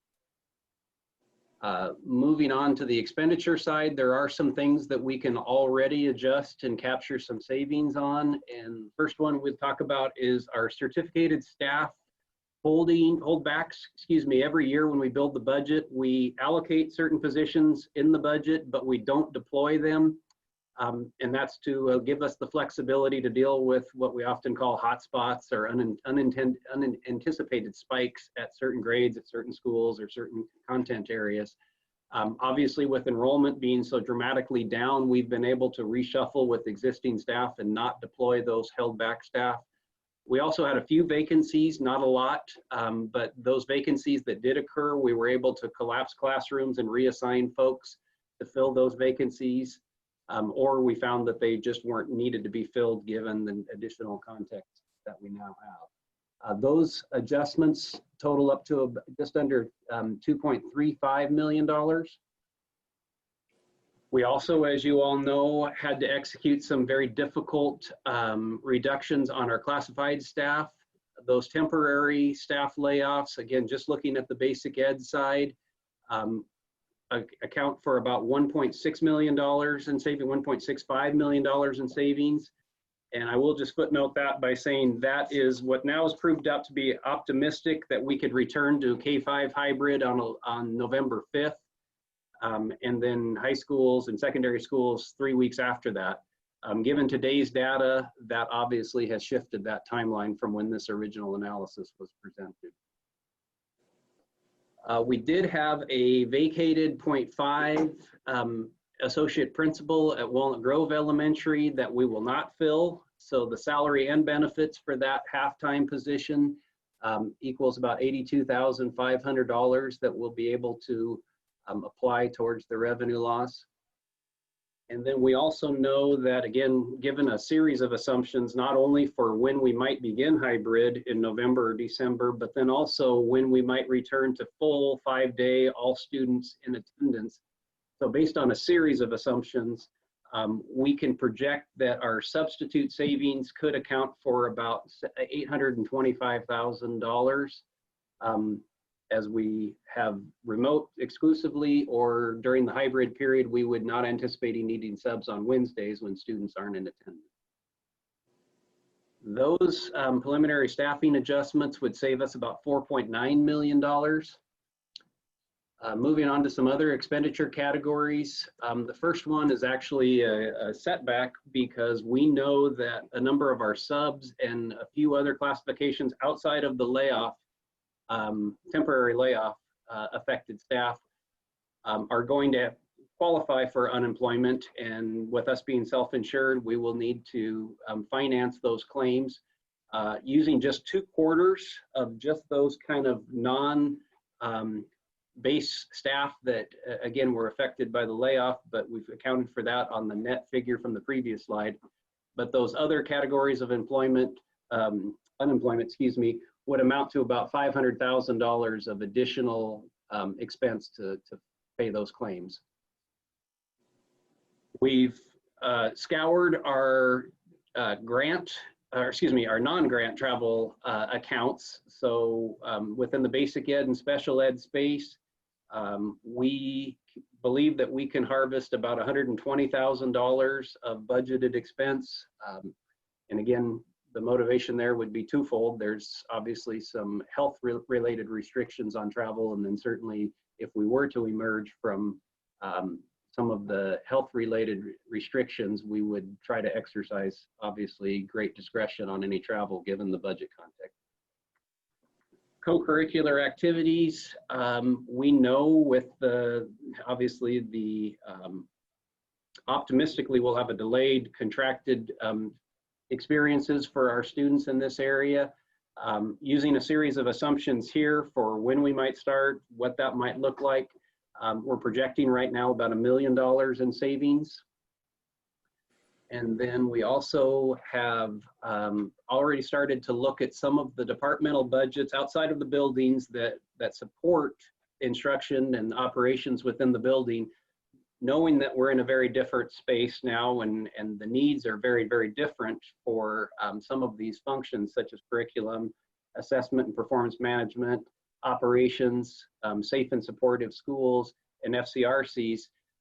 Again, we will still robustly support schools with these departments, but the nature of that support has been affected by our mode of operation. And so we believe that about $750,000 can be applied towards the revenue shortfall.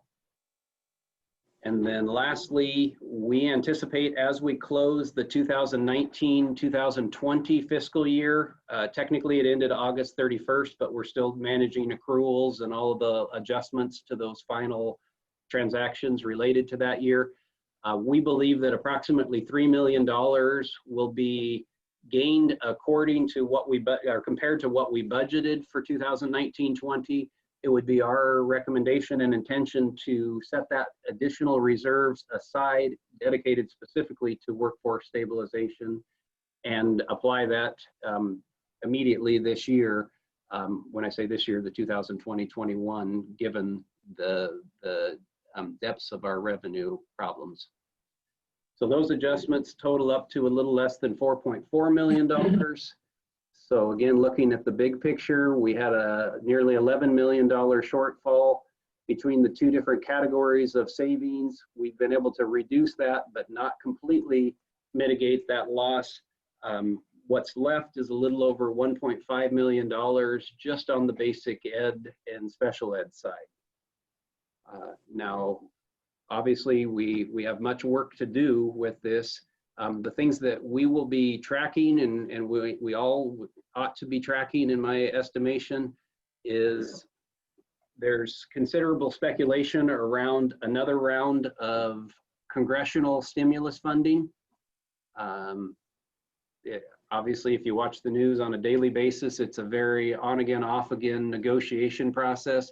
But what seems to be consistent in all of the rumors and reports is if there was to be additional stimulus funding, that schools would be considered within that. So we will continue to watch that, cross our fingers, and hope that sometimes as painful as it is to watch Washington, D.C. business, we are watching and hoping desperately that some needed relief will come out of that.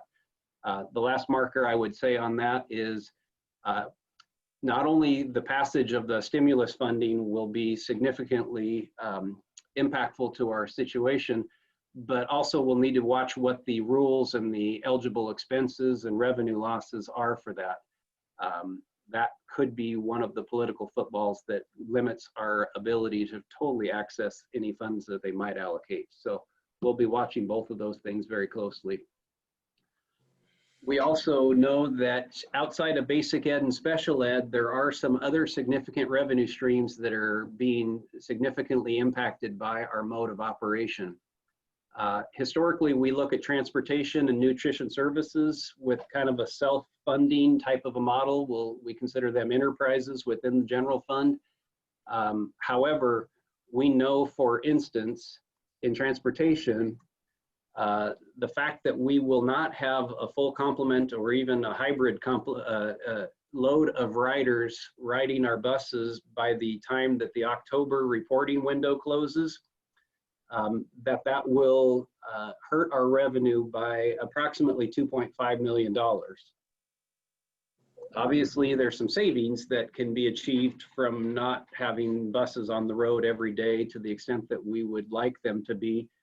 However, the temporary layoffs of staff and fuel savings even if they went all the way up until the next reporting window in January, so this would be the maximum savings that we would have before another significant revenue hit, that would only total about $1.2 million. So again, I guess how I would present that would be our best case scenario on transportation is a $1.3 million shortfall. And there's some significant questions around the variables that could drive that significantly higher. Nutrition services, what we know is that if we were in remote through January, that we can expect that the loss is about $700,000.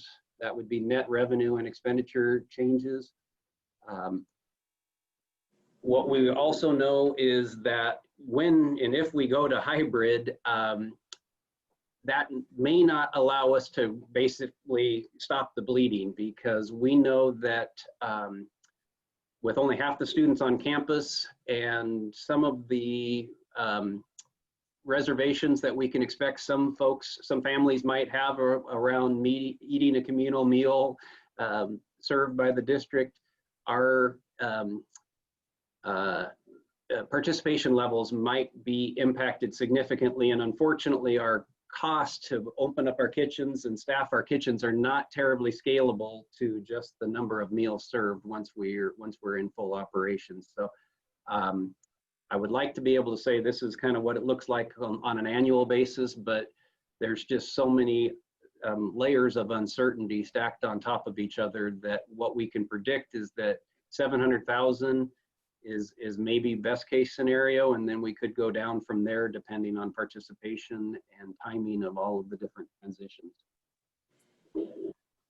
What we also know is that with hybrid, conversion to K-5 hybrid, and then ultimately we'd all like to have K-12 hybrid, that the longer that is delayed, that there is savings of about $1.1 million per month in staffing and substitute costs. So as we go through all of the different adjustments and look at health data and all of the other things that we're doing, that is another dynamic that's very, very fluid, obviously, in this analysis. So what I would leave you with is, you know, we're putting substantial dents in the problem, but unfortunately, some of these things our solutions are not keeping up with the scope of the problem. And so we'll continue to track, we'll continue to get creative, we'll continue to explore all of the different variables and try to be as responsive as possible. But we've got a significant amount of work left to do to get us through this 2020-21 fiscal year. Thank you. Before we open it up for questions or comments, I just want to summarize the complexity of what is in front of us. Lots of variables, lots of moving pieces, and frankly, lots of uncertainty around whether or not in this county we can achieve 3 consecutive weeks that would enable us to return to some form of in-person hybrid instruction, K-5 and 6-12. It looks increasingly likely, given modeling data, that we may not be in a position until after the new year in order to see a negative trend slope. In light of data that was reported by the Clark County Department of Health over the weekend, it's easy to project with some of the modeling that we will see elevated weekly reports that exceed 100 for the next 2 to 3 weeks. As the board is aware, there's a 6-day lag in the 14-day reporting window, and so we can simply forecast out 20 days that the impact of these elevated counts creates a bow wave relative to our ability to achieve the kind of outcome we want, which is, frankly, getting our students and our staff back in school. We know that's the best way to serve children. That certainly is the best way through this pandemic. Unfortunately, COVID is dictating otherwise. Secondly, I just want to highlight where we believe we're at this point in time, given all of the variables and assumptions Brett just spoke about. We need to be thinking about this in 3 buckets. We have a current budget shortfall after we apply all of the cost savings Brett just outlined in the enrollment bucket of approximately 1.53 million. In the second bucket, in transportation, because we will miss the ridership count week in October, we have an encroachment shortfall on our general fund budget of approximately 1.3 million. If we do not make the January ridership count window, that will increase that shortfall significantly by approximately another 3.5 to 4 million, totaling roughly 4 to 5 million in transportation encroachment on our basic ed general fund. And then the third bucket is our nutrition services encroachment. And as Brett reported, assuming we do not transition back to some full level of service through the end of January, we're just simply, the costs exceed the revenue that we are receiving in terms of sales. That's about 700,000.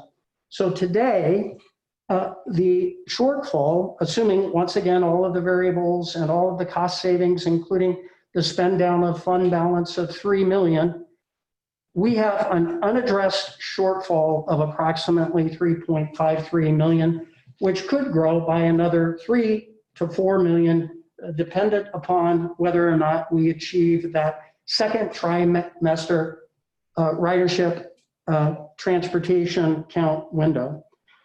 I do want to inform the board that we are exploring the possibility of additional temporary furloughs in central and administrative support services where possible. Additionally, we are exploring the possibility of bringing back certain temporary furloughed groups of employees, particularly those employees that provide direct or indirect support services to our students with the greatest need and challenges. Specifically, we're talking about ELL paras that can provide additional support to students and staff. Of course, as we begin recalling, without attending to the overall scope of the budget shortfall, it means that that will likely create pressure points with reductions somewhere else. Nevertheless, that's our challenge, that's where we're at, and we'll turn this back to you, Wendy, for questions or comments, and Brett certainly is prepared to respond to. Thank you. First of all, I want to say thank you to Brett. I know that your crystal ball remains hazy, and I am in awe of how much work and trying to read the future that you have to undertake in order to put this together. And so I really appreciate what I know feels like an impossible job sometimes. I have a couple clarifying questions, actually. Well, one clarifying question and then a follow-up question. On one of your slides, you mentioned for transportation and nutrition services, you used the phrase rebalancing the budget. If we can't rebalance the budget, the loss of revenue would go up. What is it that we need to do in order to rebalance the budget for those areas?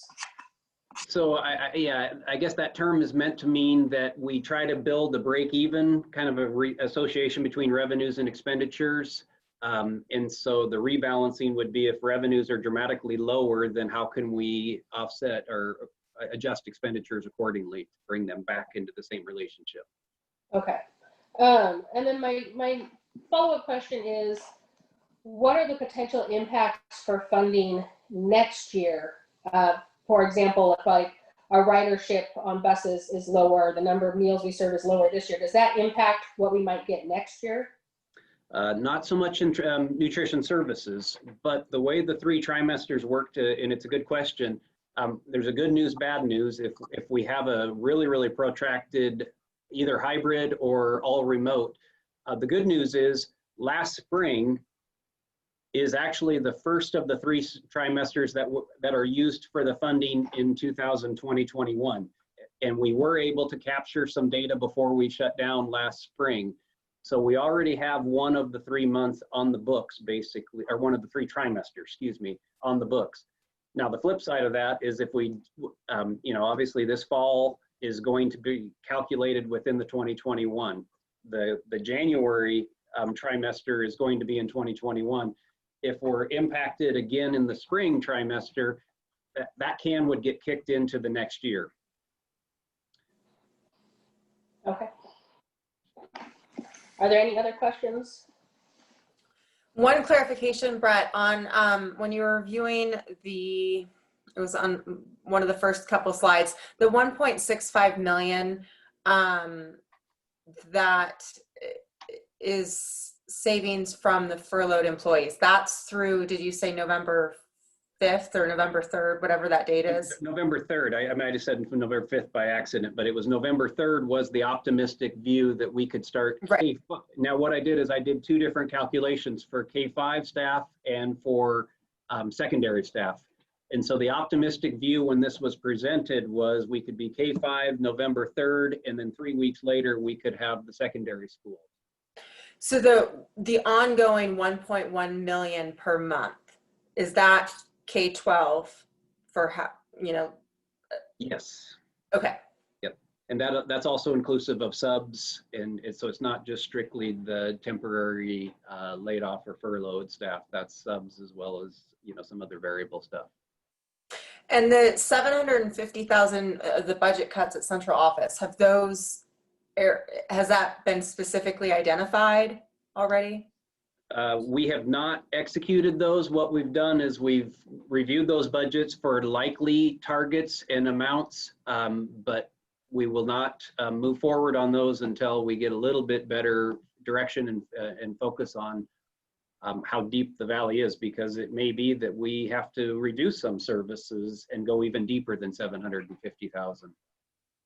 Okay. And then if I may, so back to the savings on the furloughed employees who are classified staff.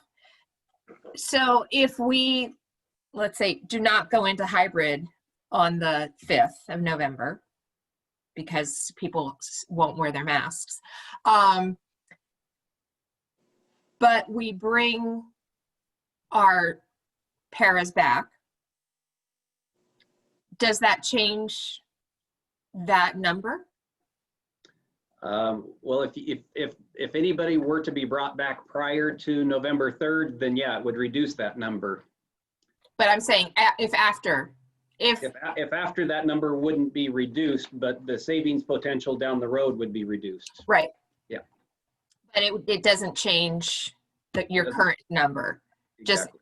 Just if we're finding that people aren't doing the social distancing, our numbers aren't going, and we decide to bring some paras back, then, or our other classified staff back, it doesn't change the number you just presented. Correct. And again, okay. I just want to be clear. I mean, it's a small nuance, but I just want to be clear. Yes. The modeled number that we're talking about, only K-5 would resume on November 3rd. It would be 3 weeks later for any secondary staff as modeled. Right. And thank you for making sure that I understand, because finance isn't my strength. I'm working on it, but I always appreciate when you clarify with me, because that helps me to learn. So thank you. Welcome. Brett, I have one more question, but first I wanted to thank you, because I appreciate that we are taking a proactive approach towards our budget and our budget shortfalls. So I want to thank you. You always present things in a very organized, easy to understand way. There was a presentation from the WEA that was shared with board members, and it was a a different take. And I was wondering if you could speak to the end balance and kind of what the purpose of that is. I think that might be beneficial to our community and some of those that spoke earlier. Sure. Obviously, that's a pretty detailed conversation, but well, what I'd say on a high level, is we built the 2019-20 budget with the presumption that we were going to reduce the fund balance because it did peak out at over $35 million. What we anticipate is we will have that reduction, but anything above and beyond the original reduction will go into that economic stabilization. The other thing, I obviously was not aware of any of the details of that particular discussion, but I can anticipate based on historical conversations that we have around fund balance. There's frequently, I guess, a misunderstanding around certain restricted buckets that we have. And a good one to just use as an example is we self-insure for not only unemployment, but also workers' comp claims. And so legally, we have to set aside a certain percentage of our annual claims according to Labor and Industries. We couldn't liquidate that fund without violating the covenant that we have to self-insure those things. That's just one small example, but I guess there are a number of those types of things that are either statutorily or as a programmatic requirement, we're required to set aside. Another one would be like excess revenues in LAP that we don't spend, or carryovers. We can't redirect those dollars. We have to keep them in a protected bucket. So those things can historically create some misunderstanding around what appears to be a really big number, but when you get into what can actually be accessed, it gets smaller very quickly. We'll follow up with some detail related to fund balance restrictions, and we'll make sure that you get that in your Friday briefing. We have significant reserves related to technology-related leases, and we're obligated again by statute to ensure, as another illustration, that those remain in our reserves. But as indicated, we are committing, at least at this moment, $3 million out of our fund balance to help address this particular challenge. In the event, frankly, in the event that we're at a place where this 3.5 million grows by another 3 to 4 million because of the second trimester ridership count not being realized, that pushes the number upwards to 7.5 million. There's no way through that without tapping into more fund balance or permanent reductions of employees. I just want to be clear.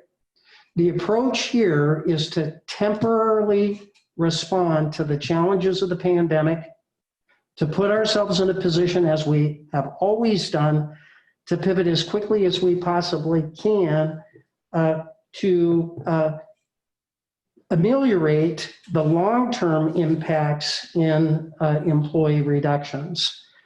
But if we end up with another 4 to 5 million on top of the 3.5, it's going to be a real challenge. Thank you both for that clarification. I think as much for the board, but also for the community watching and those maybe that spoke earlier. All right, any other questions?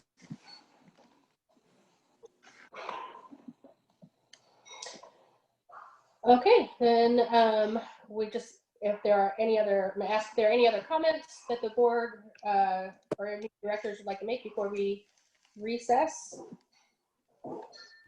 This is Kamara. Since I went ahead and broke out on you guys, I'd like to make some comments. I first want to make comments regarding,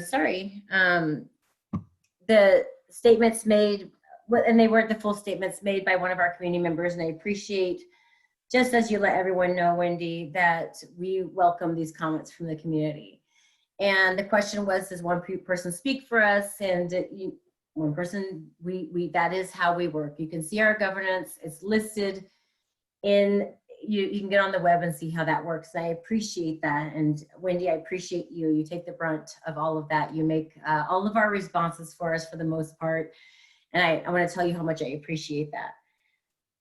The comment regarding social media was important to me as well, because while my comment wasn't social media, and it was in regards to one of our other board directors, is that yes, we do have our own personal lives and we do have our own personal preferences, and we do have a right to voice those concerns, unlike other people who even work for the public, like teachers, who can say certain things and still keep, certain things about how they feel and still keep their positions. The public they have an ability to share their voice by voting us in or out. For some reason they interpret our statements to be something that they don't agree with. And so that's a great thing about being an elected official, which I'm not yet, and I will acknowledge. Regarding my statement personally, I'd like to say that I unapologetically stand by my position, and that again is something that the voters get to think about later. I do not think that anybody should make a sambo of somebody else's heritage, and I stand by that position. And I don't mean to offend, and I don't think the community member would disagree with that statement in itself. They just may disagree with how it was applied, and I value that and I appreciate that. That would have been my statement, and my only statement tonight. And I'm sorry, because I hate meetings and I hate how long they draw out sometimes because of my job and what I do. But I will tell you that I'm going to extend this meeting and tell you that this new form of meeting and teaching and interacting through Zoom has created its own little pitfalls. And my statements were meant for myself. I'm alone in a room and I was frustrated. And it's not the first time. If you could have heard me speak so many meetings, you would have heard so many similar statements. And I will not deny that. I apologize for the language that the public had to hear. Although I will tell you that my kids have kicked me out of the house while school is going on, because those are that's the language they unfortunately have to hear in my line of business. And it's not good, and I will do better, and I will try to be a better human being in that way for as long as I'm here in this position. I cannot tell you how much I appreciate the work of the other board members and the time that they have to put into this. I will tell you that I'm also very frustrated so far by this process. It is not at all the job that I thought that it would be. I don't think that I'm a lawyer. I read guidelines, I read rules and protocols, and I don't feel like those things have guided me properly, or we're not following them properly. Although I know the heart of this group, and it's the thing that keeps me here. So I want you to know that. I want you to know, Kyle, there was no slight on you personally. I am very frustrated with, the interactions that we're able to have right now. And I look forward to a time where we sit down in a retreat, discuss what our goals are, discuss how we will present those to our community, and be held accountable by each other as well as the public. And I will always want you all to hold me accountable. I also want to say, what I've alluded to at other meetings, is that prior to joining this group, I had no idea what this district did behind the doors. I had no idea the experts that they had that were working on the issues that we have to deal with. And I am so impressed and proud. And sometimes the way that we feel like we're pitted against them has been very offensive to me. I value what they've given us so much. And I want to find a way for us to show the public, this is what we've learned from these people. This is what they give to us. This is what they are giving to you every day. So my frustration was that my words were nasty little words.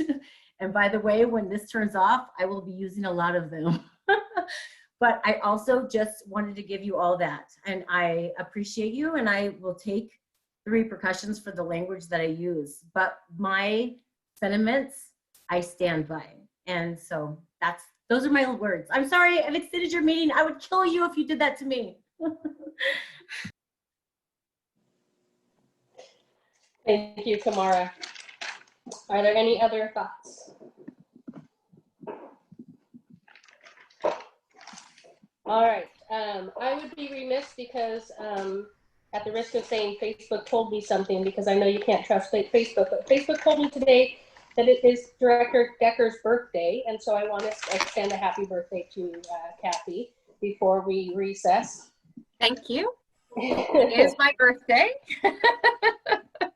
They're not as celebratory as they once were, but yes, it is. Thank you. We are going to recess to executive session for the purpose of discussing the qualifications of a public employee with no action to follow. So, and I believe there's another link for board directors to utilize to get to that executive session. So I'll see you guys there momentarily. And just for the record, that's 1 hour with no action to follow. Sorry, 1 hour with no action to follow. Thank you. Thank you, Steve.